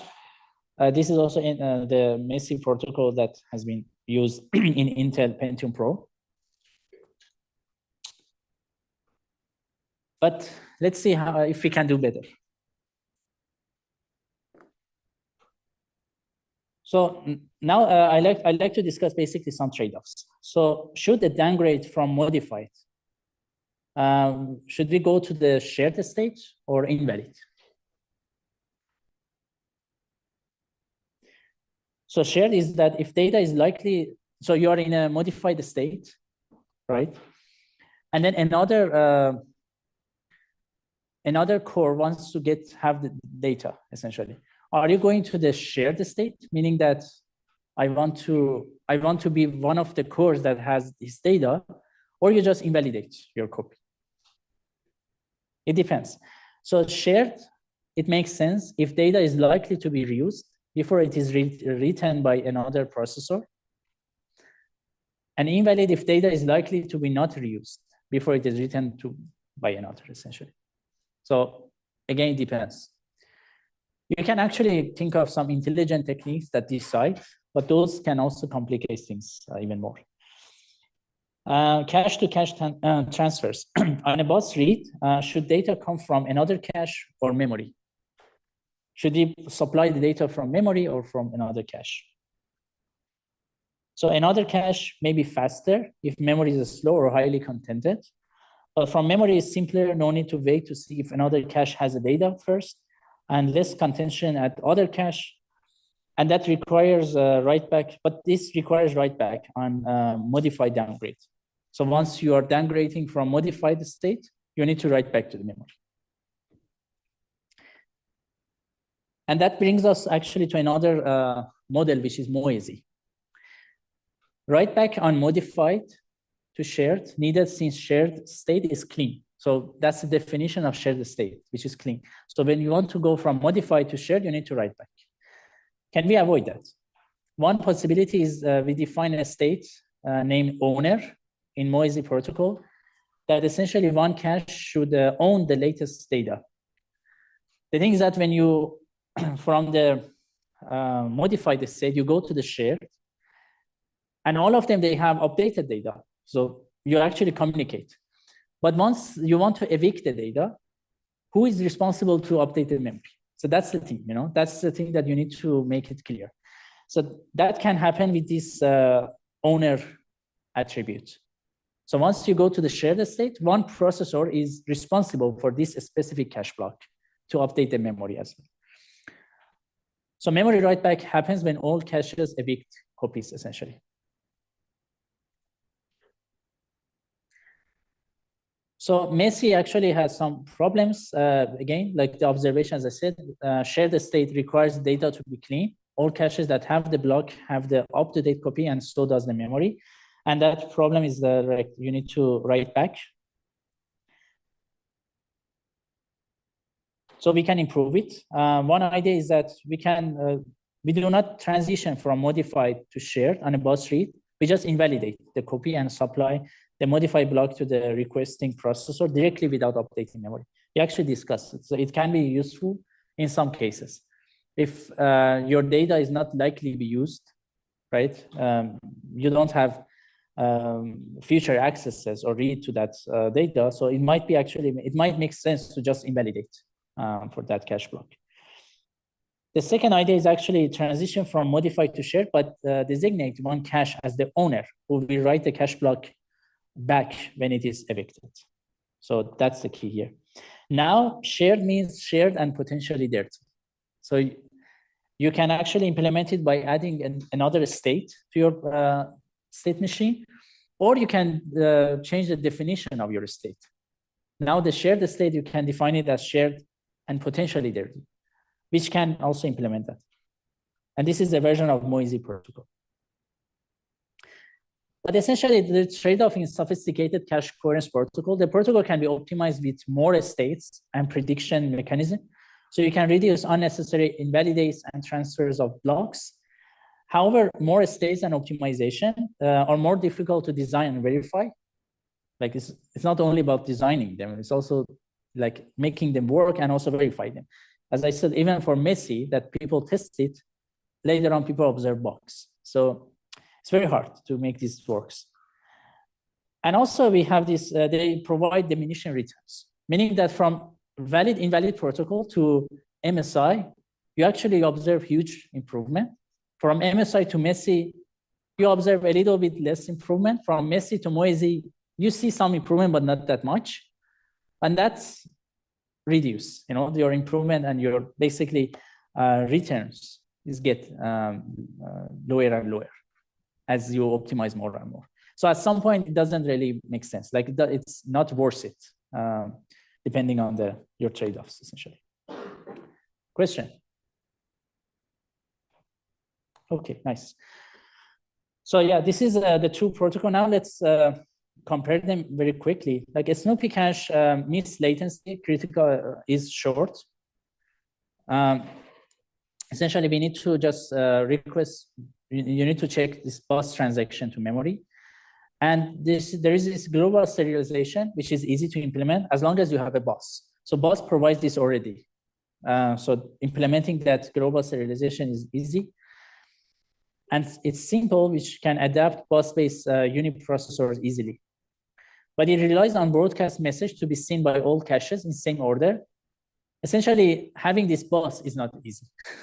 Bus is not scalable. At some point, you need to design a virtual bus. So you have a network, which is not a bus, but you can make a virtual bus in that network.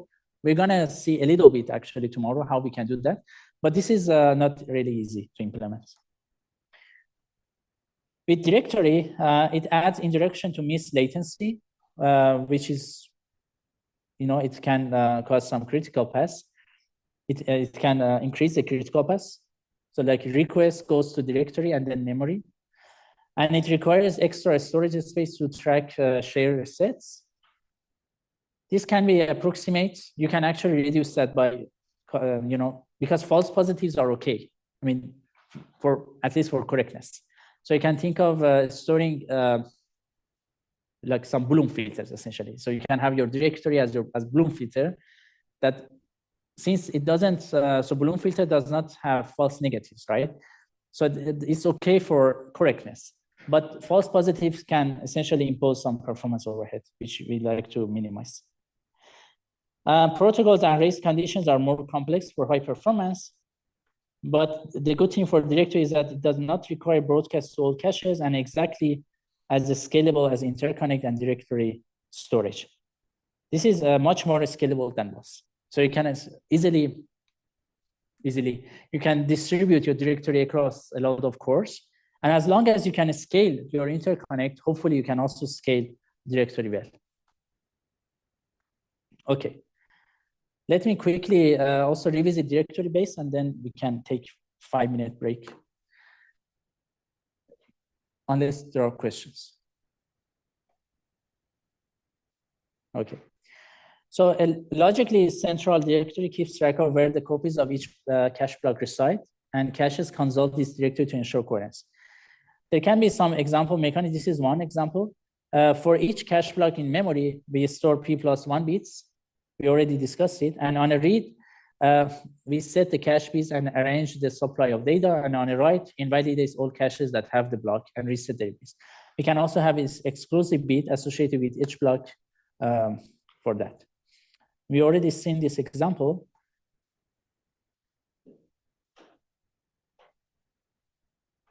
Yeah, so essentially directory base is required when scaling past the capacity of a single bus. So when we know that this single bus cannot be really scalable, it's really important to use directory base. And it can be also distributed. So coherence still requires single point of serialization for a given block for write serialization, but you can actually distribute it. So serialization location can be different from different blocks.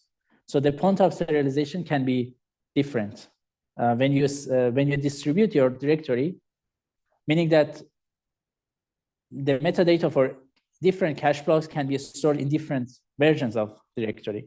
So then the point of serialization is different for every cache block, but still there is a serialization point of view.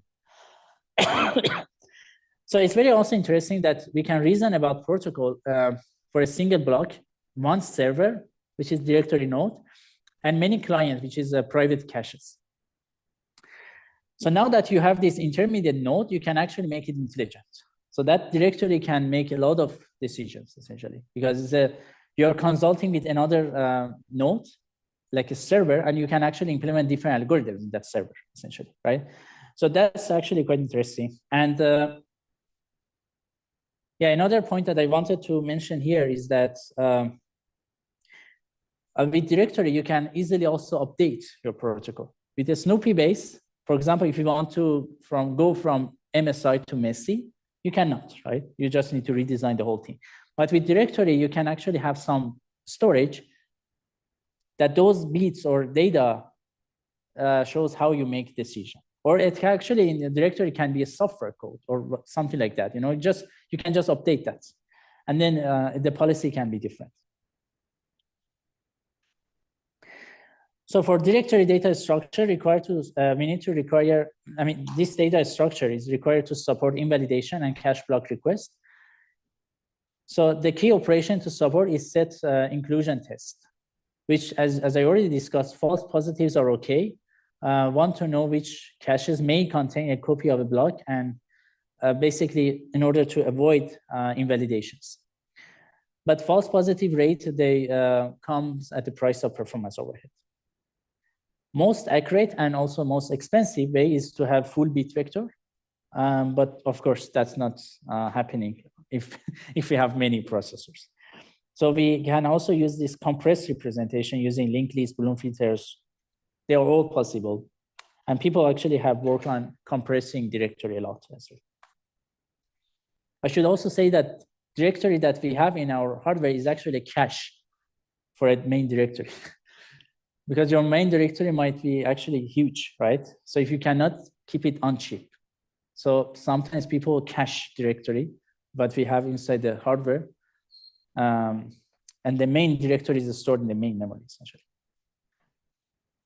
Okay. So basic operation, essentially, they follow semantics of a Snoop-based system. So they are not really that different, but with explicit request and reply messages. So you need to communicate with your directory, which is like a server. You communicate and that reply to you. So directory receives read and read exclusive and upgrade requests from nodes and sends invalidate downgrade message to sharers if needed. And also the directory forwards requests to memory if needed and replies to requester and updates sharing state. Let's see some example, but before that, as I said, protocol design is also flexible because you can actually implement different technique, right? Because it's another node and actually you can reconfigure it as much as you want. I mean, of course, you need to consider some reconfigurability in that directory, but as long as you consider that, you can easily do it. Okay, so yeah, here's one example. Processor 0 wants data, so acquires an address for reading. It accesses home, which is home directory. And then this home directory sends data exclusively to processor 0 or send it in the shared manner. Again, you might have different policies here, and directory can implement different policies. Or for example, directory can ask another node, like processor 1, to acquire the data, send the data to the P0, essentially. So P0 wants to read the data. This home directory knows that, okay, P1 has the data, has the updated data. So we'll ask P1 to send the data to P0, essentially. Read exclusive with the former owner.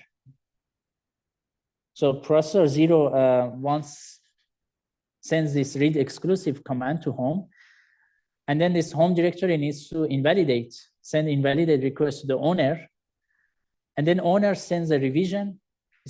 As I said, there are many different terminologies here. This revision is like revised or update to that cache block, essentially. So this owner sends the revision of that cache block to the home directory and also sends it to the processor 0.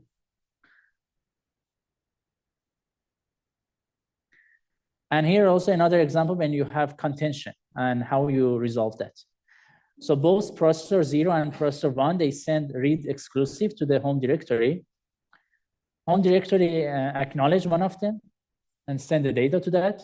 And for other one, you can send acknowledge, you can send NAC, or you can, for example, queue the request, like queue the request and acknowledge or service when you have time. And that makes processor 0 happy and processor 1 unhappy. But at some point, processor 1 sends repeats its request, read exclusive to the home directory. The home directory sends invalidate to the processor 0 and supplies data to P1. Sounds good, right? And P1 eventually happy. But of course, when you have contention, you have issues. So you need to escape race conditions by NACking requests to busy entries, like pending invalidate. Original requester, they need to retries the request. Or you need to queue request and granting in sequence. And of course, that comes at the fairness issues, like which requester should be preferred in a conflict, interconnect, delivery order, and distance. All these matters. Like if your, as I said, directory is actually distributed across nodes, right? So your processors are in a network and directory is also in the network. Sometimes the cache block that the processor P1, let's say, requests, like P1 and P, let's say 100, they both request cache block X. And cache block X is stored in a directory which is closer to P1, like in the network. So P1 can access that directory in, let's say, 1 or 2 hops, let's say, but P100 needs to take 100 hops to get to that directory. So now, okay, now you have different definition of fairness. This is closer and that one further. So what should we do, essentially? Should we basically NAC processor 1 just because another P100 needs to walk 100 hops to get to that. So there are many basically challenges here. And pinpointing can also, this can be reduced with protocol optimization, of course, or better higher level synchronization. So in the end, there should be effort from both hardware and software to make things nicer. So how large is the directory? These are some scaling questions. How large is the directory? How can we reduce the access latency to the directory? How can we scale a system to thousands of nodes? Can we get the best of snooping and directory protocols with heterogeneity, which you can check this token coherence. It's a very nice paper that, you know, take advantage of both. And again, this is also a very nice topic for the exam. So you can see some example question here. I'm not gonna review the answer, you can see later.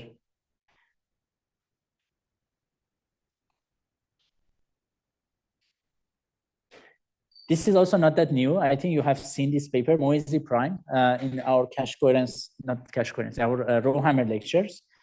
So people actually have shown that the coherence protocol in Moisey can actually cause RowHammer. And this paper actually shows that problem and prevents coherence-induced hammering in commodity workloads, which is actually quite interesting. Okay. Let's take a 5 minutes break, and then I will provide, or we can actually continue and then finish early, whatever you prefer. 5 minute break now? Okay, no one votes for that. Okay. So now I want to very quickly talk about the cache coherence in a recent example. Remember that when we have lectures on crossing memory, we say that this memory-centric design, in order to make it work, you need to also revisit the entire stack, right? And you need to also address a lot of adoption issues. And we've seen this slide that there are many barriers to adopt PIM. And essentially,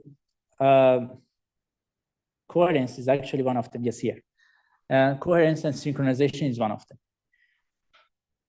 So we actually work on that. This work, lazy PIM, and also the extension of that, which a lot of improvements, Conda, is actually the work that provides cache coherence support when we have near data accelerators, or let's say processing near memory engines.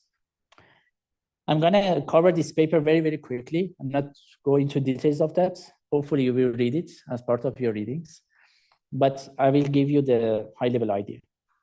So essentially, you know that we have specialized accelerators, and the NDAs, this NDA here is the near data accelerator.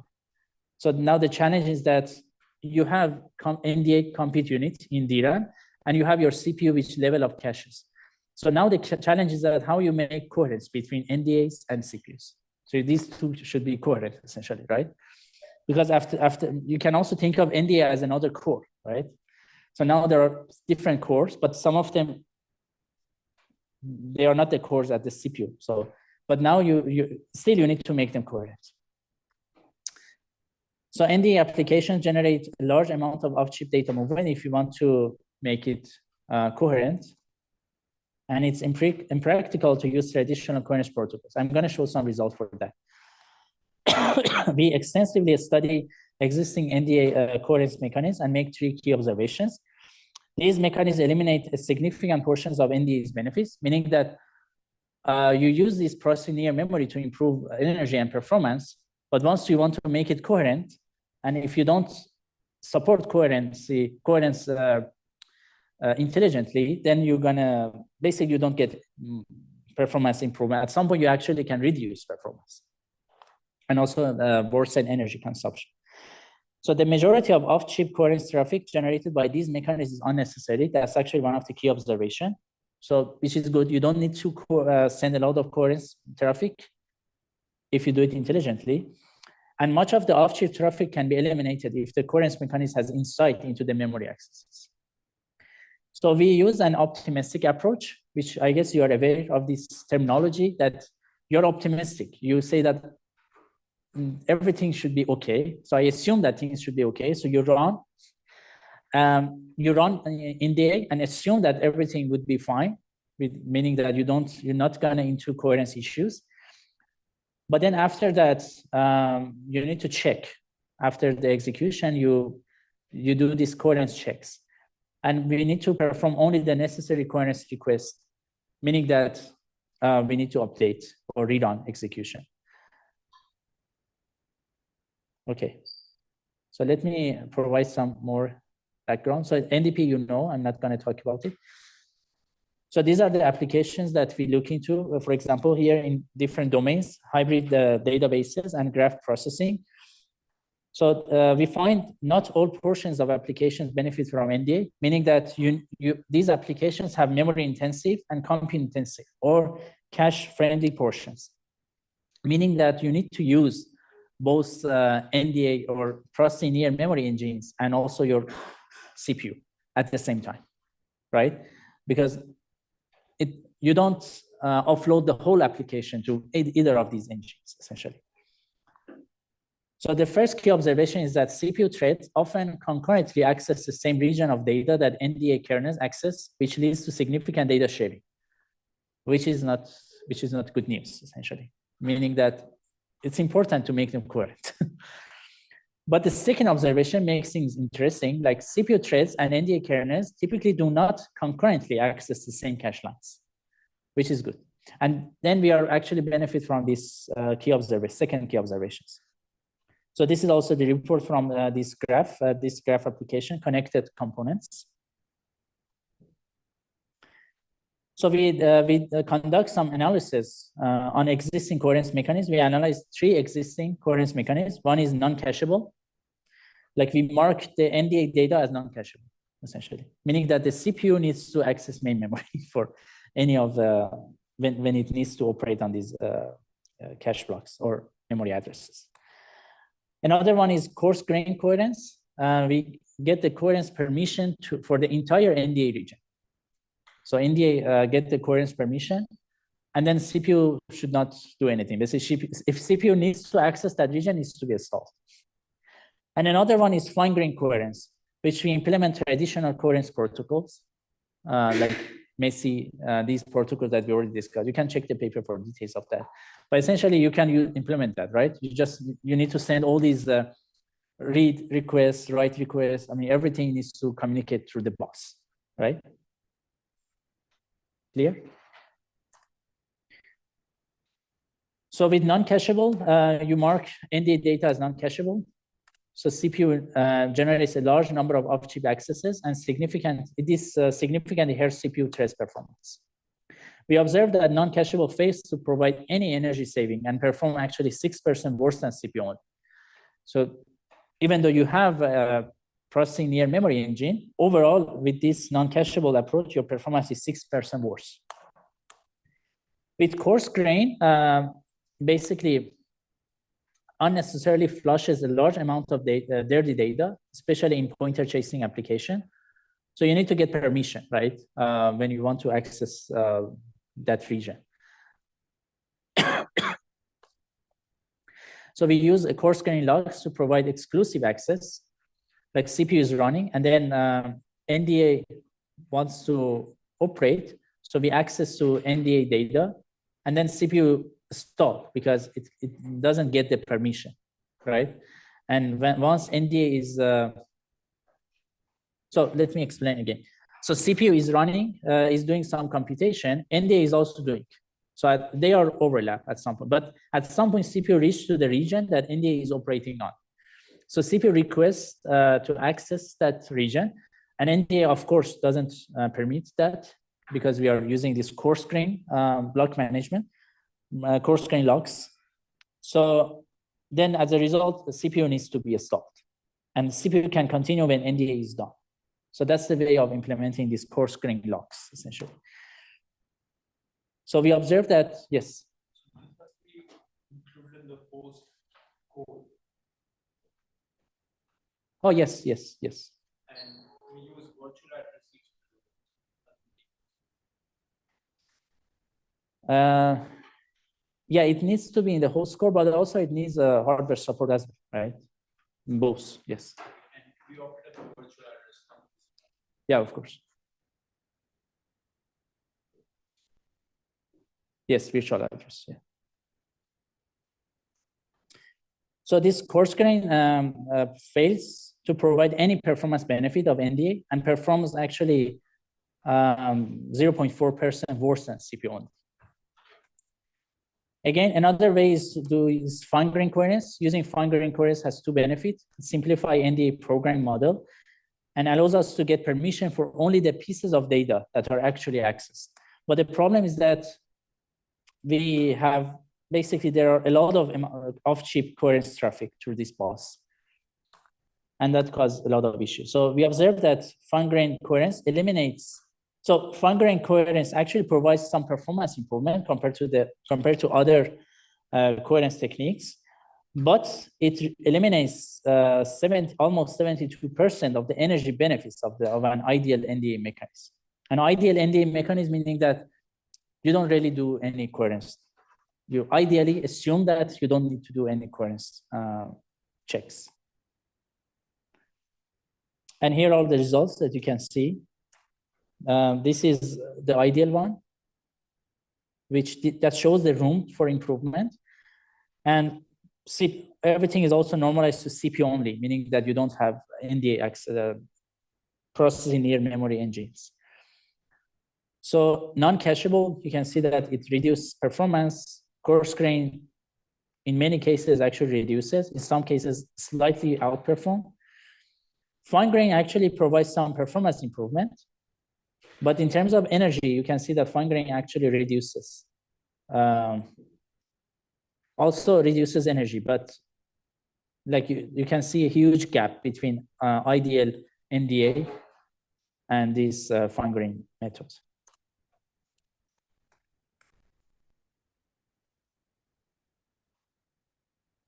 Yeah, you can walk through all these animations.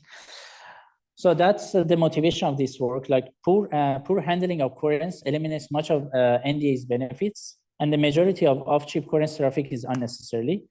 Our goal is to design a coherence mechanism that retains benefits of ideal NDA and enforces coherence with only the necessary data movement. That brings us to Conda. I will just provide the overall key idea of this technique. So we leverage two key observations. We know that having insight enables us to eliminate much of unnecessary coherence traffic and a low rate of collision for CPU threads and NDA kernels from the observation that we had. So we propose to use optimistic execution for NDA. So NDA executes the kernel, assumes it has coherence permissions, and then gains insight into memory accesses. When execution is done, performs only the necessary coherence request. That's the whole technique. But the way that we implement it is like that. So CPU thread is executing. At some point, we start the optimistic execution for NDA. So we offload the kernel to NDA. And this is optimistic. We don't check any coherence technique. And you can see that concurrent execution between CPU and NDA can happen. There is no coherence request while we are doing computation. And then after that, we need to resolve coherence. We need to see if things are okay or not. So basically, we need to commit or re-execute, essentially. So how we do that? We just check the signature. So essentially, once NDA is running, you get the signature, meaning that what are the basically memory accesses that you touch. You can have the record of them using. You can actually summarize them with a hash function essentially. But yeah, that signature is actually kind of make a signature of all the memory accesses that you touch, or essentially memory exactly you touch. And also the memory request that you also touch in CPU. And then you need to compare NDA sends signature to CPU, and then you need to compare these signatures. And based on that, you can decide to commit or re-execute. So how do we identify coherence violation? So coherence requests are only necessary if both NDA and CPU access a cache line, and at least one of them updates it, right? Clear. So in the paper, you can actually read, but we discussed three possible interleaving of accesses to the same cache line. So NDA read and CPU write. So this is coherence violation, essentially. That NDA read on a block, that CPU writes to that block. So this is coherence violation. But another way, NDA write and CPU read, and NDA write and CPU write. From the point of view of NDA, these are not coherence issue because NDA does not read something which is wrong. But then you might have consistency issue, which kind of assume here. I mean, you can actually check the paper for more detail, but these things, these two things can be handled by consistency model, essentially, because kind of ordering that you have. So here is an example. CPU writes to this cache block, and NDA reads to this cache block. So now we have coherence issue because NDA reads old value of Z. And we need to ask CPU to flush Z to the DRAM and then re-execute NDA, essentially. But here we have write and read to Y, and here also in NDA we have write to Y. So this is not a coherence issue because C4 and C5 are ordered before N5. So you can handle that with your consistency model, essentially.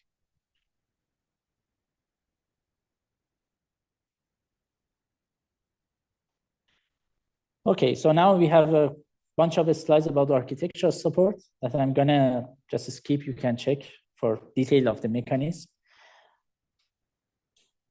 But yeah, the important thing here is that this L1 cache that you consider for your NDA core, you cache things, but you don't commit things. So you commit them to the main memory once you make sure that what you have executed is correct. So after checking like the signature, if things are okay, you just commit things. A lot of slides, you can see. Okay. And here are also some results. Like that's basically Conda. You can see that it bridges the gap nicely, and it reaches to the kind of almost the performance of ideal NDA. So NDA only, sorry, let me, yeah. Conda consistently retains most of ideal NDA's benefits and coming within 10% of the ideal NDA performance, which is good. And you can also see the good results for energy consumption. There are many other results in the paper that you can also check. And also the conclusion that I'm not gonna repeat it. Okay, so yeah, if you want to learn more about details of this technique, because I just provide the overall idea of this technique, please check the paper. It's also gonna be one of your reading, of course. And that brings me to the end of this lecture. Any question? Okay, so tomorrow, there are actually some other topics in cache coherence that Professor Mutlu actually will discuss them next week on Thursday, I guess. But tomorrow I'm gonna talk about interconnects, which you kind of know why interconnect is actually very important. We discussed a lot about interconnect in today's lecture in cache coherence. We're gonna learn a lot about interconnects, which is interesting. So see you all tomorrow, and have a nice evening.